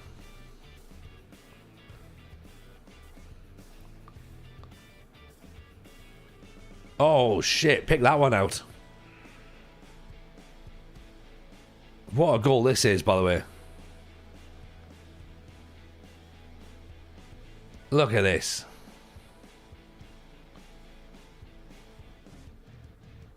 Bang. Oof. Have a bit of that. You can make British Steel even longer by downloading a level 10 mod. You have never played British Steel. You don't need to make that save longer. As I say, me adding the women's leagues in is a stupid idea as well.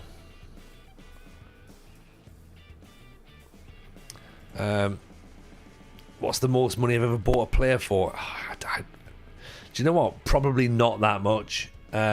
Maybe like 100 million's probably my max. I don't tend to spend all the money. That's not my style.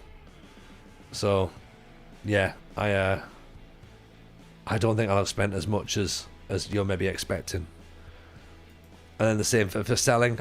No idea. Probably the same, I think. There might have been something in and around the Tottenham save. Maybe.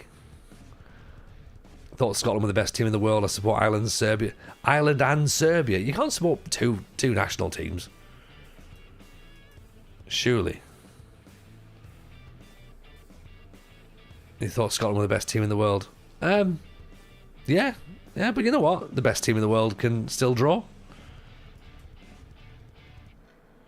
It's just one of those, isn't it? You can have an off day. Mum's Serbian, dad's Irish. Oh, okay, fair enough. That makes a bit of sense then.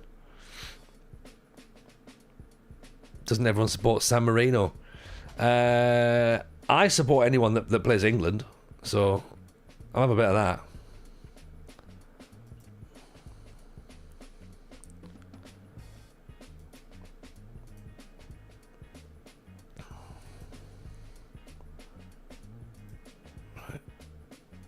Bring Fellaini off as well. Can never support England despite being born and raised here. Same. I can take the Scottish side of my family. I'll do that. Good cross in, claimed by the keeper. We're gonna lose. This is not. It's not what I had in mind. Castelli, come on. Let's try and prove that we didn't need Gochman. Serbia playing England after they play Andorra. Go on, Serbia.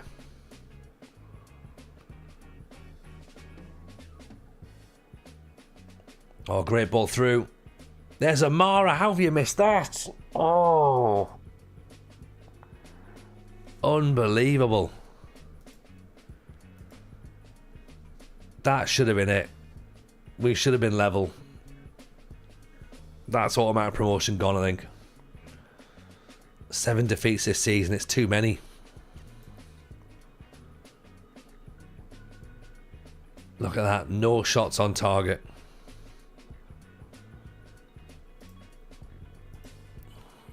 I mean, we've been beaten by an absolute wonder strike. You know what I mean?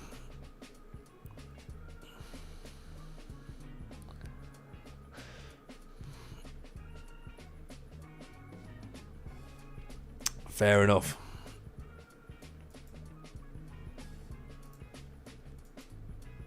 That's a shame. That's a shame. Right.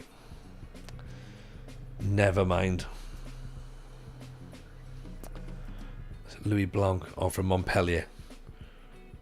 Where's his long shots? Long shots 10. Is that all he's got? 10. God. What a miss. You want the mistakes in the game. I did, Kev. That's what I want. That's what I want. I want more of them.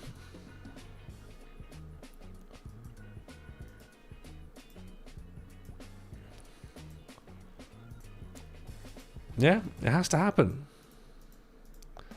Because that's realistic, isn't it? Do you know what I mean? That is realistic. That's where you then look at the end of the season, end of the match, and you're like, oh, 1-0, that's the big chance. That's the big moment that didn't, that goes in. It's, we maybe even go on to win the game at that point. Who knows? Do I think FM is too easy? It can be. It can be, Len. Yeah. I think everyone who's played the game for a long period of time knows how to win, knows how to make it easy. The way that I play the game on stream, I don't use any of the exploits. I don't use overpowered tactics. I don't go for the must-have players, the wonder kids. I don't do all the gamified things, the extra rest sessions, the downloaded training, downloaded tactics, double formation, double positions all over the place.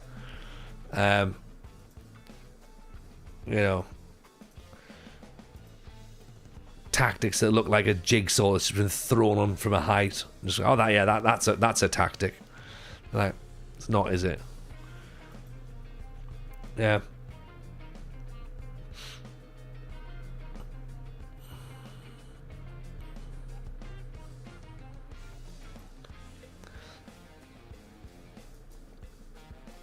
I'm on a self-imposed ban from signing Brazilian 17-year-olds. Yeah, there you go. See, that's what you got to do.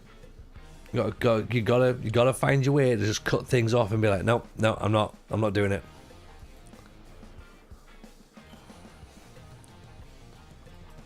Let's continue that still.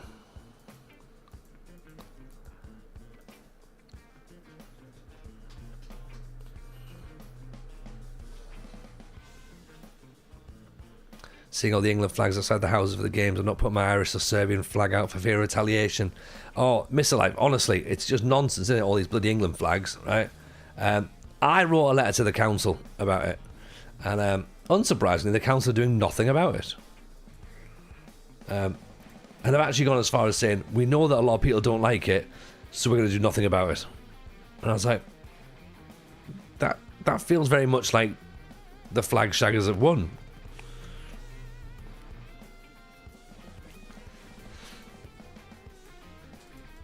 You know, I haven't responded yet with the, so does that mean I'm allowed to go around and put whatever flag I want up? Because I've got a feeling the answer there will be no. Ah, there you go, Babatunde, 9.55, he's slipping.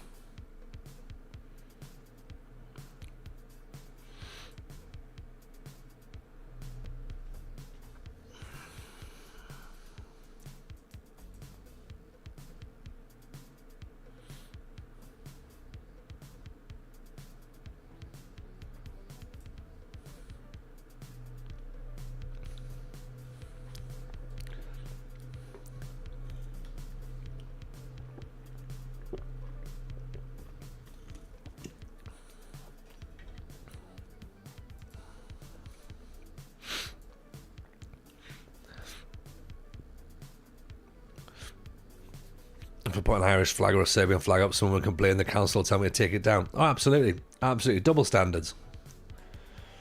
That's exactly what they'd do. And we all know that. And it's just nonsense, isn't it? That shouldn't be the situation at all. TJ placing an order for 400 Jolly Rogers. Yep. They're the ones that make the candy, right? Oh, that's Jolly Rancher. Oh, never mind. It's probably the same.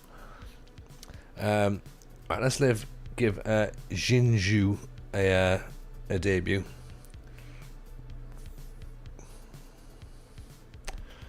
And Cuckoo's out. Benjamin Veal, should we put him on the bench maybe? For Diabata. Normal's playing good now. Babatunde, let's give Babatunde a rest. For Mboji. You can have a run out.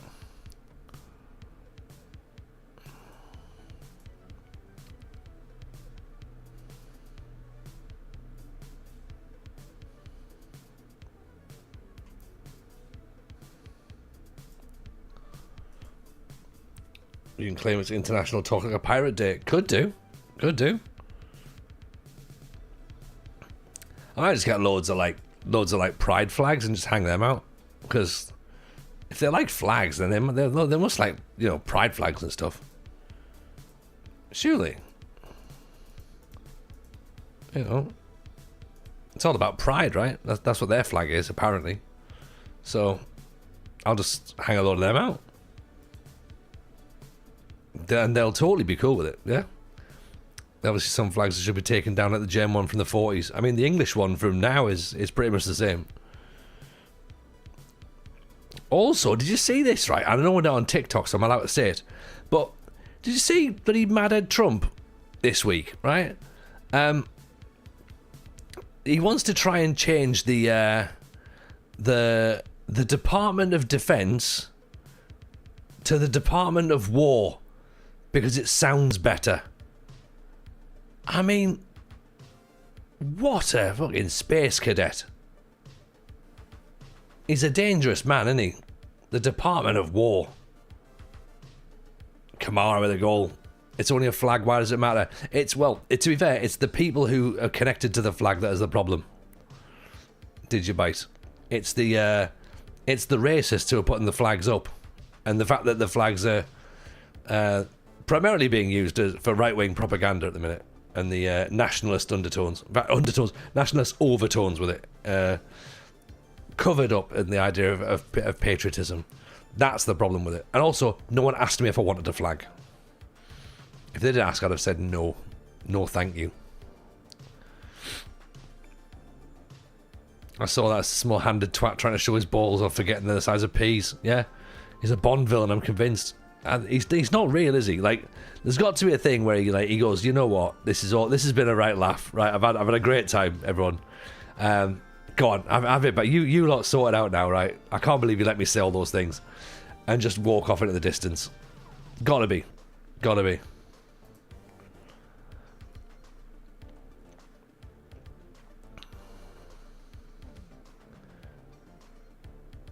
flag is a flag. The people are making it something racist. Yeah.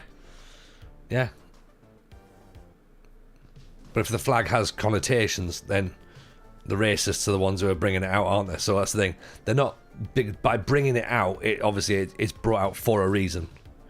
Yeah, might as well call themselves the American Crusaders. Maybe. They're misusing it for their own ends. Yeah, exactly.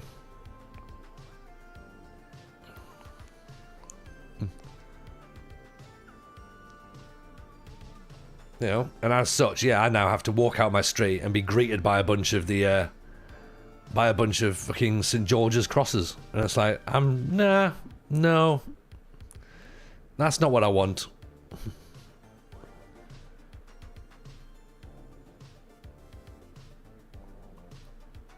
Yeah, I drove into York when we came back from holiday last week, and I said to you on stream, I was like, it looks like the fucking Hindenburg Gate. And driving in, and it's just like, ugh, this is not good. You know, it doesn't feel welcoming. You know, there's something wrong in England when patriotism becomes a thing that's fuck all to do with football. I mean, to be honest, it's also funny watching people with their stupid little flags during football and then having to take them back down when they lose. Am I okay with the Union Jack? No.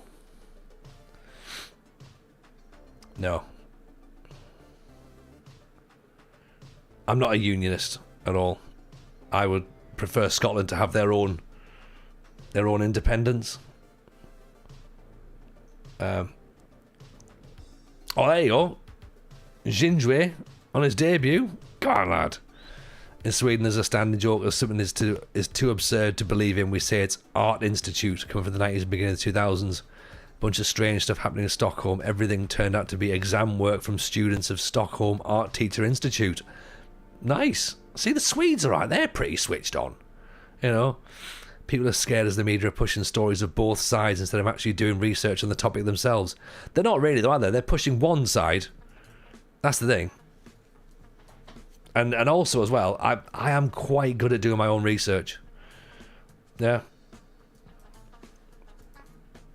But sadly, what I will say is that everyone who does research will do it with their own personal agenda. And my personal agenda is to not agree with racists. It's a wild agenda, right? It's a wild one, okay? It's not for everyone. Some people would think that, okay, right, TJ, he's talking sense. You know, don't always agree with racists. Fine. Some people, racists mainly, tend to not agree and go, no, TJ, no. Racists, right? They should be allowed to be racist. And for me personally, I just think no, maybe you shouldn't. Even Saz, how are you, my friend? Welcome. Good to see you as always. Thanks for the last time. That's what she said. I consider myself a Yorkshireman, not English or British. I mean, 2 seconds ago you were Serbian and Irish, but I get the point. I understand. I don't agree. It's also the issue. Don't agree with rapists either. Yeah, no one agrees with rapists. Hang on, have I missed something there, Digibite? I don't agree with that either. There's also the issue I don't agree with rapists either. Did anybody say that we did? Because I think that should be, again, if there's any ambiguity here, by the way, I also don't agree with rapists, right? I think they're bad people. Okay? I'm going to go as far as saying they're bad people. Okay?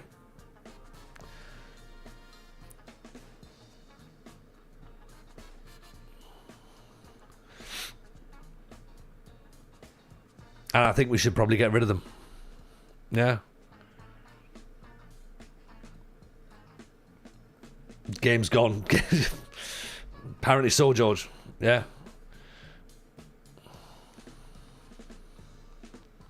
TJ with hot takes. I mean, this is the thing, Parsbo. I'm a clip merchant, aren't I? I'm dangerous now. I'm not sure I've joined into, but it sounds interesting. I know, Saz. I know. I've definitely done it, haven't I? It's Friday night. We're having fun, you know. Even Console, how are you, pal? Good to see you. As for not being part of the UK, are there any large media storms ongoing that I've missed out of? I mean, just this whole thing where, you know, racists are putting flags around. That seems to be the thing. And just, you know, the usual right-wing nutcases trying to throw everything off course again. But usually the situation, isn't it? You know, Angela Rayner had to resign because she underpaid a little bit on tax on her house when she sold it. But, you know, let's ignore the fact that Boris Johnson was legally classed as a criminal, and Rishi Sunak's wife with a non-dom status, and everyone else, of course, who's connected with, you know, the Tories and their incredibly upstanding moral behaviour. We can ignore that. We can just brush that under the carpet. But I will say that Keir Starmer's a wet wipe. The whole story behind the flags is the fact that migrants are coming over. Oh God, here we go. Right, do you know what? No. That's not a no. Thank you. TJ's turned into a political commentator. Off inside the bar. Seems wings in general turn into lunatics. Yeah, they do. Wild agenda or not, it's your stream, Gaffer. This isn't democracy, people. Exactly.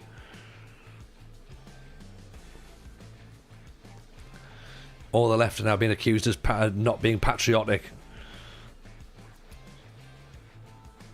because they're not hanging flags everywhere just because Gerald painted a roundabout gets offended. Not enough about politics. Yeah, they're not doing it in Wales though because dragons are hard to paint. Yeah, it's idiot flags, isn't it? Do a big white circle and do a red cross there. That's my flag. Aren't I clever? I'm a patriot. Yeah. Weird how the flag has to be white. With a little bit of bloodshed cross on it, I think, possibly. Now I'm back into something important. In my save, I've found the next Argentinian Gabriel Batistuta. That's what you want. And as Chris says, this is a very tame stream so far. Apart from people make outlandish statements. Have you seen the idiots that did the Danish flag? Yes, I did. You know, and to be fair, if they've done that because they're thick, then that's really funny. And if they've done it to be funny, then again, that's quite funny. Don't slander the proud flag of the city of Genoa like that. Like a lot of the stuff of the English flag was stolen from abroad. It was. And do you know what the irony was, right? Pars, bro. I got a Sampdoria top that turned up this week, and of course it has the flag of Genoa on it. And I was like, oh, for fuck's sake. I'd forgotten that that's right slap bang in the centre. So now I look like a racist. Yeah. Young fella from Epping went to talk to the press about how the idiots are causing more harm than good. The mob called him a pedo and chased him around. Talk about morons. Yeah. Most English people are fans of AC Milan. That's a 90s thing, I think. Lots of English fans. There's quite a few English people who are fans of Lazio. Probably for the same reason.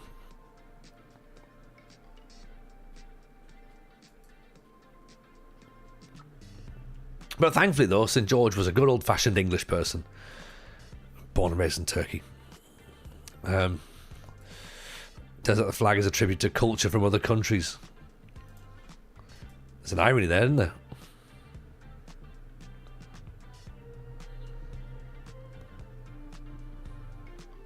I also like as well how these people putting the flags up are so patriotic and so proud that they do it under the cover of darkness, covering their faces. Know quite a few Scottish folk that have Tenerife kits because the flag looks similar to Scotland. Really, Dave? Interesting. I'd have a Tenerife kit because it's made by Hummel, and that's class. Even Americans worked out Farage an idiot and they elected Trump. Says a lot. Why do AC Milan have an English flag on them? It's the flag of it's not a flag of Genoa, it's the Milanese flag, isn't it? Oh no, Daquan's out. Let's get him on the specialist. He's only young. Don't understand why these wankers overdo the patriotism thing. We're not Americans. This is what I said the other week, wasn't it? That it's like 20 years ago, everyone laughed at Americans for being like, USA, USA, we're the greatest nation in the world. We've got flags everywhere. And everyone just laughed at them, just like, look at the clip of them, man. They look like absolute knackers. And then now, it's like, oh yeah, you've got to love the army. You have to love the army, and you have to love your country, and you have to like have a flag on that. Otherwise, you're not a patriot. And it's like, just literally doing the same thing. It's a generation that's now like turned into little mini America. Yeah.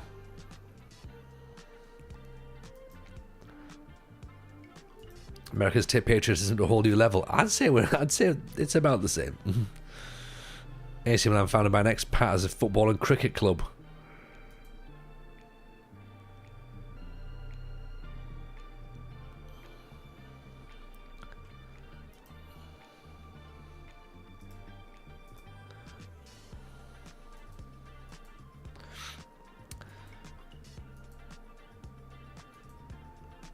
But anyway, let's go on to something different. Who saw, and I know that Console saw, who saw Ian McIntosh, Lord Ian McIntosh, respected journalist, former podcaster, tweeting out about the Denise Van Houten scale the other day. That was quite impressive.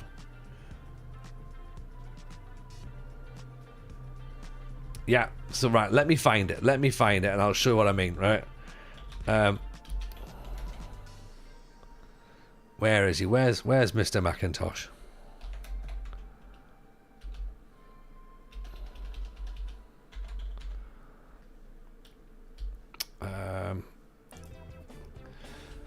Let me see.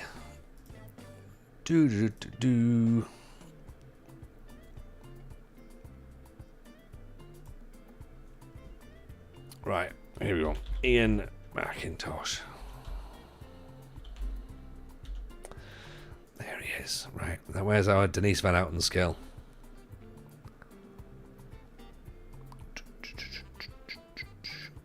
Because it made sense at the time, right? And it was all about getting rid of Ten Hag, okay?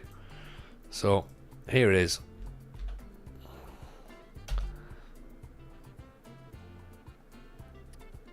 Right, we don't know what it is.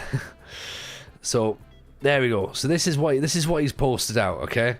Is Erik Ten Hag got sacked as manager by Leverkusen after 2 matches. We all know that. That's not come as a surprise to anybody. If it is a surprise, Erik Ten Hag's been sacked after 2 matches, okay? McIntosh's tweet is textbook Kelly Brook protocol. You can't replace Denise Van Houten with Lisa Tarbuck. People wouldn't accept it, so you replace her with Kelly Brook. Let her fail, then you can replace Kelly Brook with Lisa Tarbuck, and everyone's fine with it. So we've got Denise Van Houten references from Ian McIntosh. I think we've made it, people.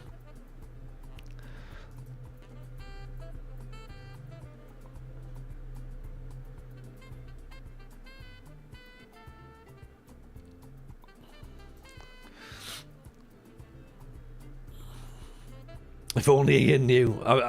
I don't know if he does know. Like, if he doesn't, that's brilliant. But if he does know, then he knows. Then I think that's class. The logic makes sense. It does. That's the problem, Andy. It really does. I've never actually thought about it until he mentioned that, and I was like, that makes a lot of sense. Makes too much sense, actually. And he is absolutely, irrefutably right. Bring back goalkeepers with padded shoulders. 90s footballers mint. We need that. We need that, Jason. I've got to record that video, actually. I've got one about the unathletic athletes, which I need to put out. United still on the same logic. 6 to 7 coaches in after Fergie. Soonish we will bring back Lisa Tarbuck. I think Lisa Tarbuck would do better than half the managers there's been there. Also known as fat footballers. It was. Yeah, I think the working title is The Unathletic Athletes. And it was on my new podcast channel. Yeah, my new not podcast channel. That one's not a podcast because there's just me on it. But look, there is an episode on there with someone else. So that probably is a little bit like a podcast. That is where we talk about 90s football and how mint it was. So if you are interested in some sort of 90s nostalgia, Rougeau says that it's definitely a podcast, so that's when he's put the command podcast. It's a podcast channel. We've got some podcasts on there. Tarbuck was good on Pointless. I like Lisa Tarbuck. I think she's... Maybe I'm going to be wrong. I think she's decent enough. She was good on Taskmaster as well. She always comes across all right. But she's no Brooke or Van Houten, is she? Let's be honest.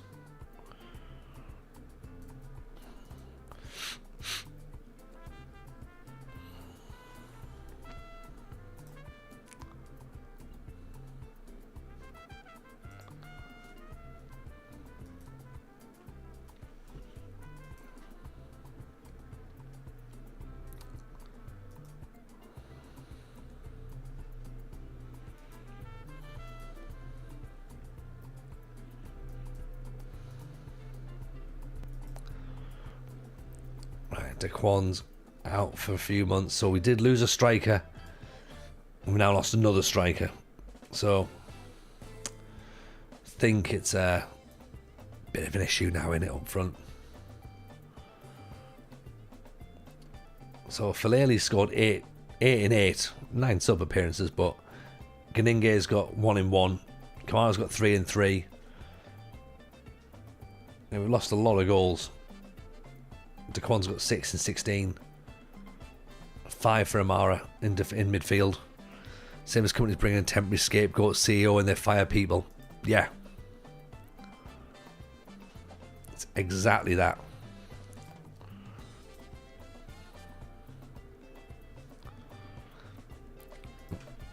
And again, if you haven't seen the new episode of the FM show, then please feel free to have a little watch of that also. There's 2 episodes this week because obviously we brought an episode out on Thursday, which was great. Matt and Sai holding the fort on their own because I was away obviously on holiday. Aaron was getting married, so that was lovely. Thursday that was released, and then obviously the news came out Thursday that the Match Engine teaser had dropped. So we recorded next week's episode last night and thought, fuck it, we'll just put it out today. Strike while the iron's hot.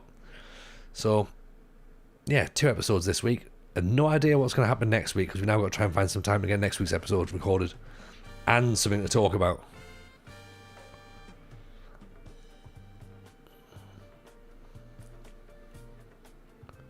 Penalty. Fellaini goes down.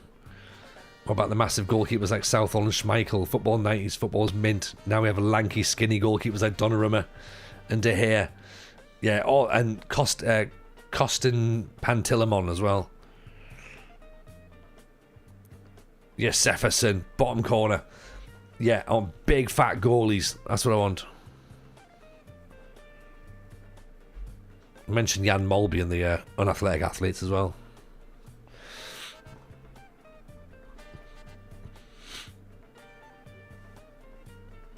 And Mickey Quinn, because of course we do. Like Big Neville Southall. Like Big is in their name. Do you know what I mean?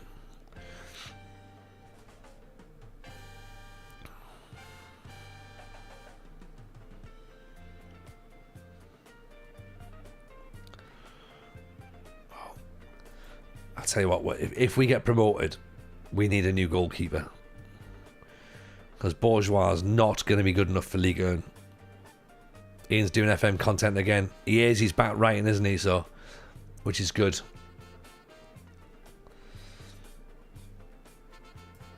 He must be excited. FM26 looks insane, says Mr. Jolly. Welcome in, pal. Good to see you. Not seen you around for a while. Hope life's good. Chunky goalies. Whoa. Drove home from Tesco's, couldn't comment on Tarbuck. I mean, again, that sounds like a legal defence, doesn't it? I drove home from Tesco's, I couldn't possibly comment on Lisa Tarbuck. Janinga. Lovely ball through. Falele off the post. Oh. Less offensive than her dad. True. Robin Olsen cost Sweden 2 points in the qualifier with a extreme howler. So fuck all goalkeepers. Oh, it's fair, innit? Just found a centre-back that's got 6'9" with 4 heading. How? Well, maybe he doesn't like heights. Yeah. Maybe he's got good feet for a big man.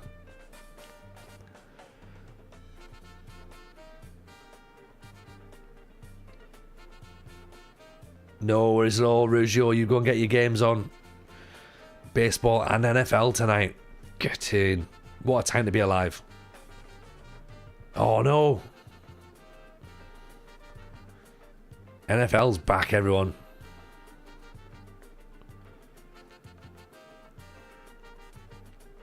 Weekends will never be the same again.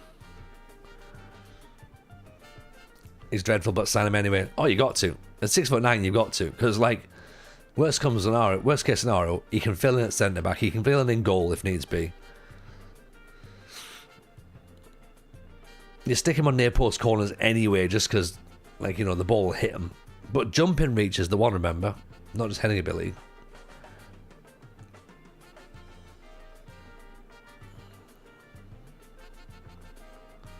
What a ball that is. What a ball. Josefsson. Oh. That's what we're talking about. Been in New York City all week. Thank God it's an international week. Yeah, striker last 5 minutes. Absolutely. Josefsson brings it down. Bang. That's 2-1.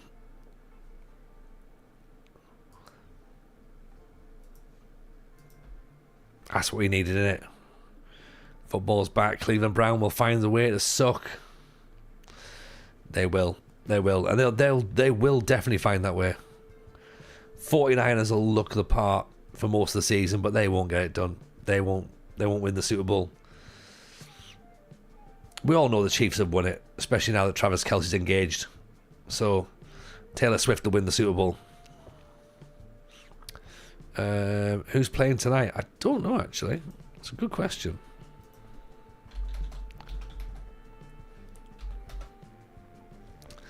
Tonight is the Chargers versus the Chiefs. So that's on tonight. Who are the Niners? Niners have got the Seahawks on Sunday. That should be a good game. Carter made a good start last season, ejected 6 seconds for spitting on Prescott.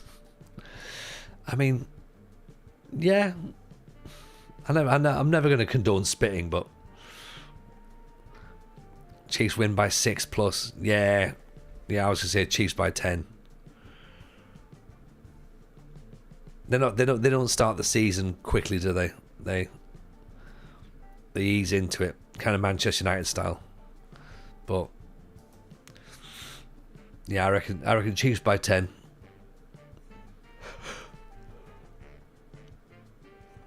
Oh, excuse me. And then is it WrestlePalooza as well this weekend? I think it is, isn't it?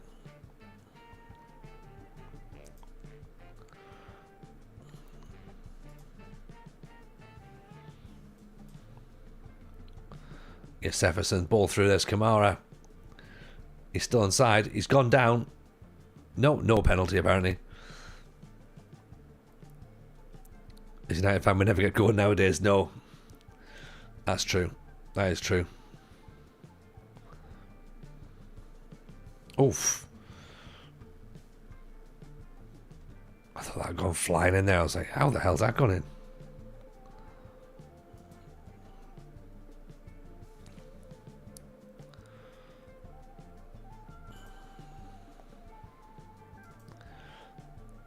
Let's get Veal on. I know Jefferson's on 2 goals, but let's give Veal a run out. 3-1 up against Bastia. 7 points behind Brest. So I told you that automatic promotion spot looks like it's slipping away. 7 defeats is just too many, I think.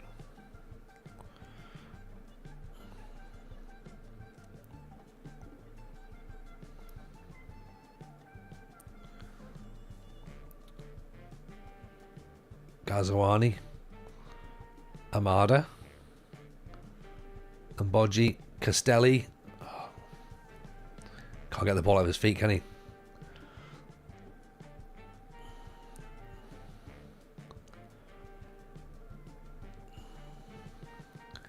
Here we go. We've still got it. This is a goal. This is going to be 4-1. Falele inside. Castelli. Back to Ghazouani on his debut. Get in. Top of the shot stats. That's almost as good as finishing 14th. Improvement this season. I reckon so. Speaking of spitting, Luis Suarez. Yeah, he's a disgusting human being, isn't he? Like, just getting banned from football. There's another one on the Sochaux production line. Ghazouani comes on his debut. That's why Leon wanted him. But we're not selling him for the derisory money that they were trying to offer.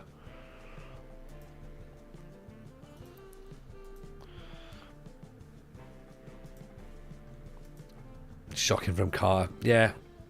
It's it's horrible, isn't it? So sure. Marcos Alonso, there's a wrong un. There's a lot of wrong uns, isn't there? PSG boss rushed to hospital after bike accident. What? Luis Enrique? What kind of bike accident? Like a motorbike accident or like a pedal cycle? I don't know why that makes much of a difference. The severity, of course, could be worse. All right, okay. So now potentially all he's done is hurt his leg. Yeah, broken collarbone. There we go. See, if he's come off a motorbike, I think there's much. He's probably feeling it worse, isn't he?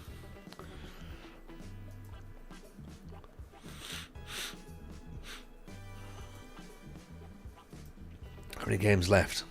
3, 5, 6, 7, 8, 9, 10 games left. Okay. Oh, do you know what the interesting thing as well is? Is we're going to go into the next period, and then we're not going to fill the entire month. So some people are going to be like, "Oh no, my OCD can't possibly cope." It needs to be people who haven't got OCD.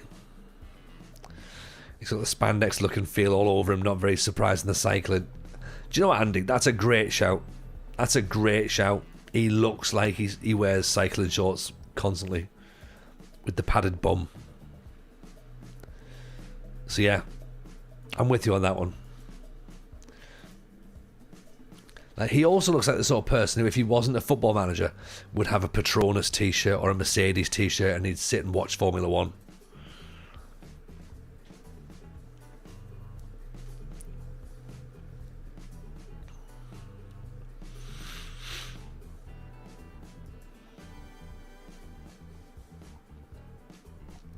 As long as he's not the type to jump a red light or mount a pavement on his bike. You never know. You never know.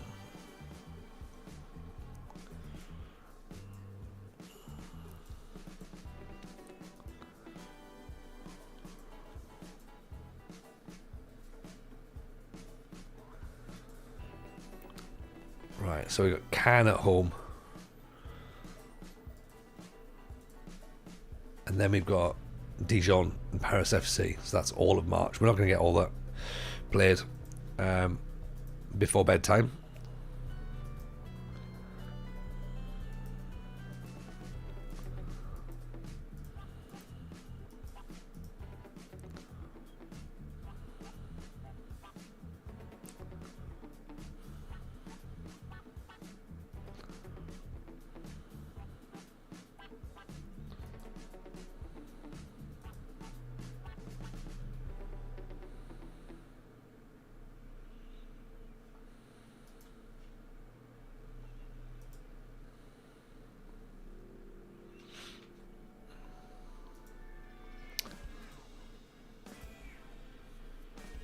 I said this guy was going to be good, didn't I?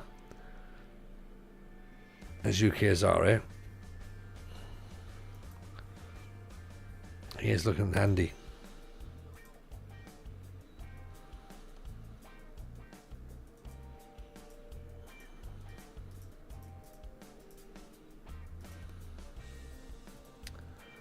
Armada's considering his options. Well, he is 33, so if he leaves, that's fine. We've got Nkuku to replace him.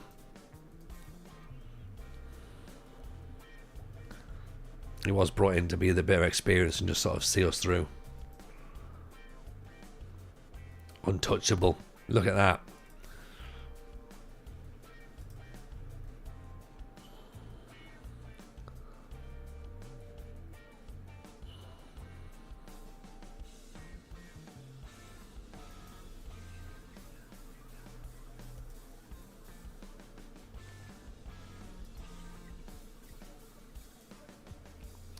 No team leaders.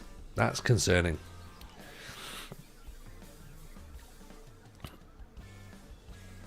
Oh, come off it. No. No,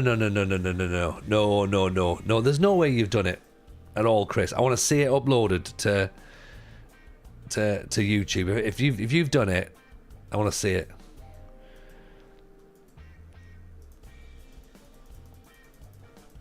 See, I haven't got time to sit and write tomorrow. Not during the day anyway, because me and Mrs. J are going to be tagging in and out with the kids all day.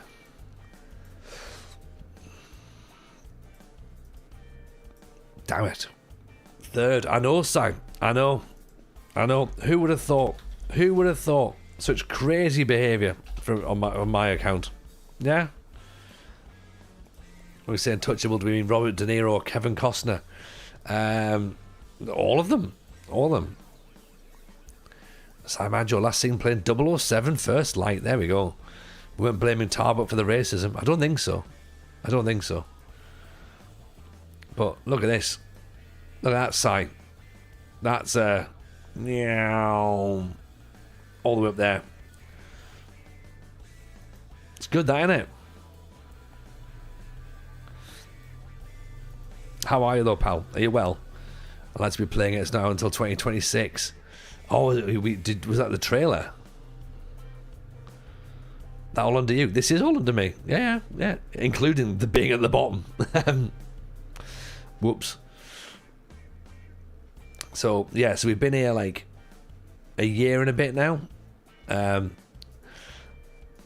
we took over when we were third bottom, I think, last year. And we finished, I want to say we finished 11th. That feels like we were where we finished. And then we've done a bit more work since then. And we're now at the situation where we're in a decent spot. And it's like, okay, cool, let's just do the thing. We've pushed on. We've had to sell our star striker, which is a bit of a shame. But hopefully we've got ourselves fully stocked to move forward. I'd like to get promoted this year. I don't really fancy a second full season in Ligue 2. But if that happens, then I think we're going to be strong for next year. I mean, Auxerre are going to get promoted. We know that. That's fine. And Brest are starting to really pull away now as well. So I think it's just going to come down to playoffs, which, could be a bit of a lottery.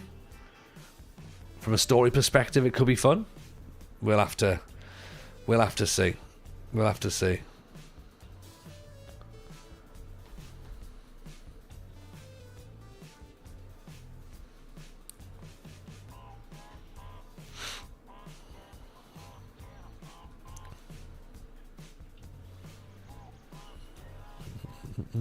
Also, Si, did you see my? You did see, didn't you? You did see my my 13-minute video on a 1-minute reaction on a 1-minute video today.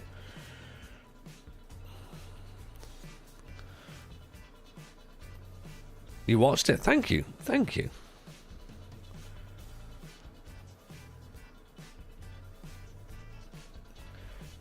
Did I actually look like straight on this time as well, rather than like sort of?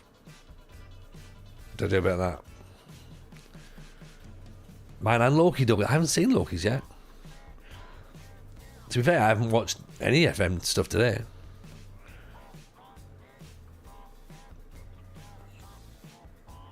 I was in back-to-back meetings until lunchtime. Then lunchtime was quickly record that.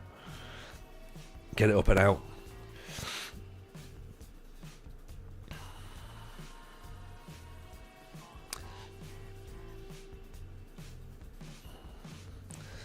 You want a different perspective. I like Loki. Yeah. I like watching his Journeyman stuff. Oh, Kamara slots it home. Is that like 5 in 5 or something now for Kamara? Since we brought him in. He seems to score every single match. I mean, he's a decent player, and he's a decent looking player. To just slot in that number 10 slot. Spot, sorry. The diamond seems to be working quite nicely at Sochaux.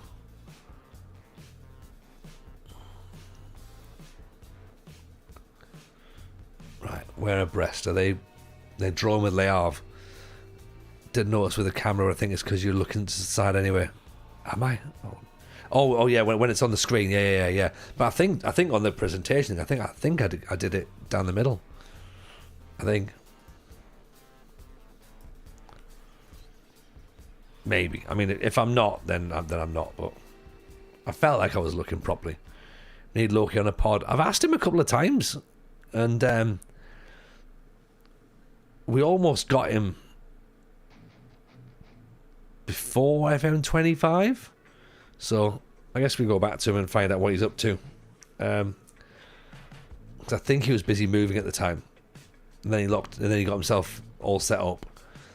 And I was like, "Oh, is now a good time?" And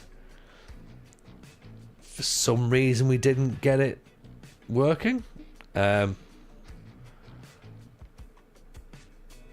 yeah, let's see what we can do.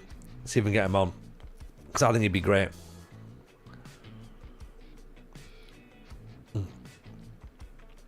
And we need giving the ball away. Oh, we need Llama on as well.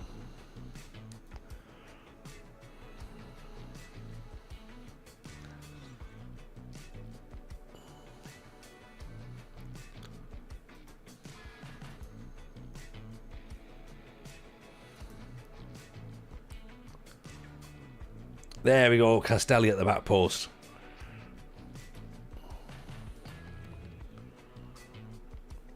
Can he play midfield? He can play a little bit higher up actually, can't he? Yeah, let's move him there. Actually, let's not. Let's bring him off for Babatunde. Do that.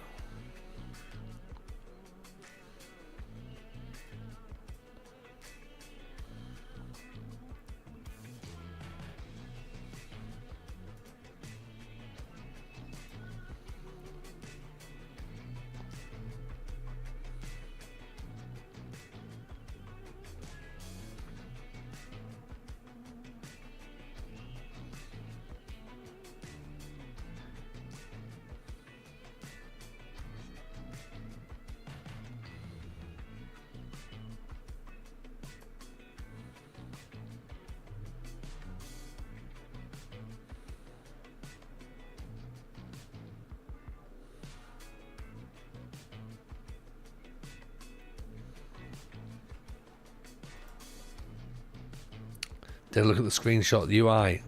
No? Is that on Steam? I need to have a look at that actually. I know you sent me a message going, you've not even mentioned anything about Steam or the in-match UI.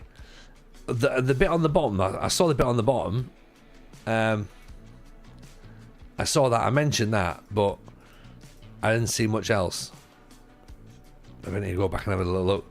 The bottom of the top, yeah, because the top was covered by the YouTube channel title, which in hindsight I should have reframed, but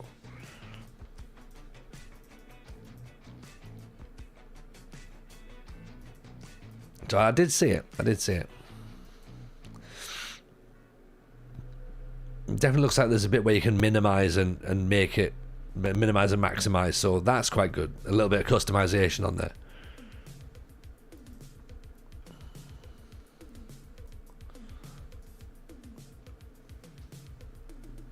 Tactics logo changed slightly. I'll have to go back and have a look. I didn't see that. I'll have to see.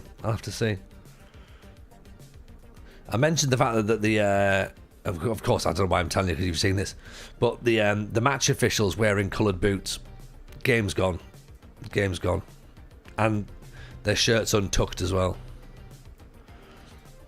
No.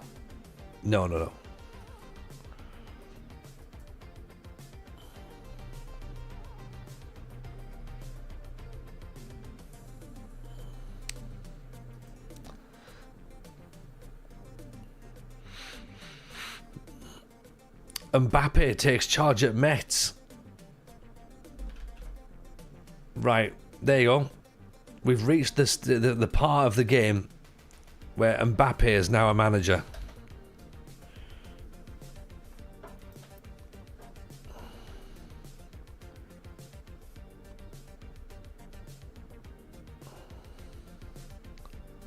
I mean, actually, he's been a manager for a while. He's been at Lens.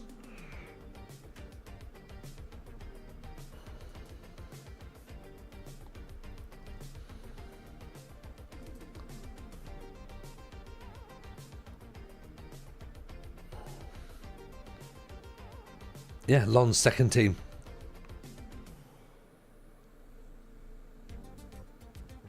He's still only 30.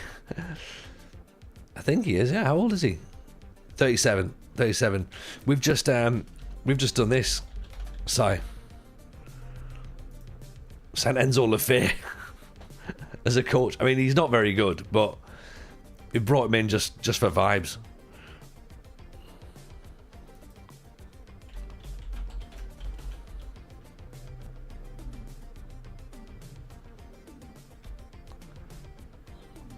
Who cares if he's any good? Exactly. That's the spirit, Chris. Who cares if he's good? Vibes and vibes only. Right.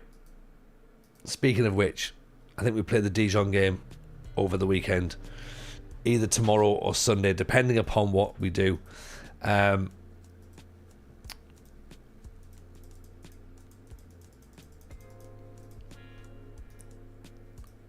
Right, let's do that. Dijon on side. Yeah. They are like mustard next to the Ross beef. I've signed Ross Burf.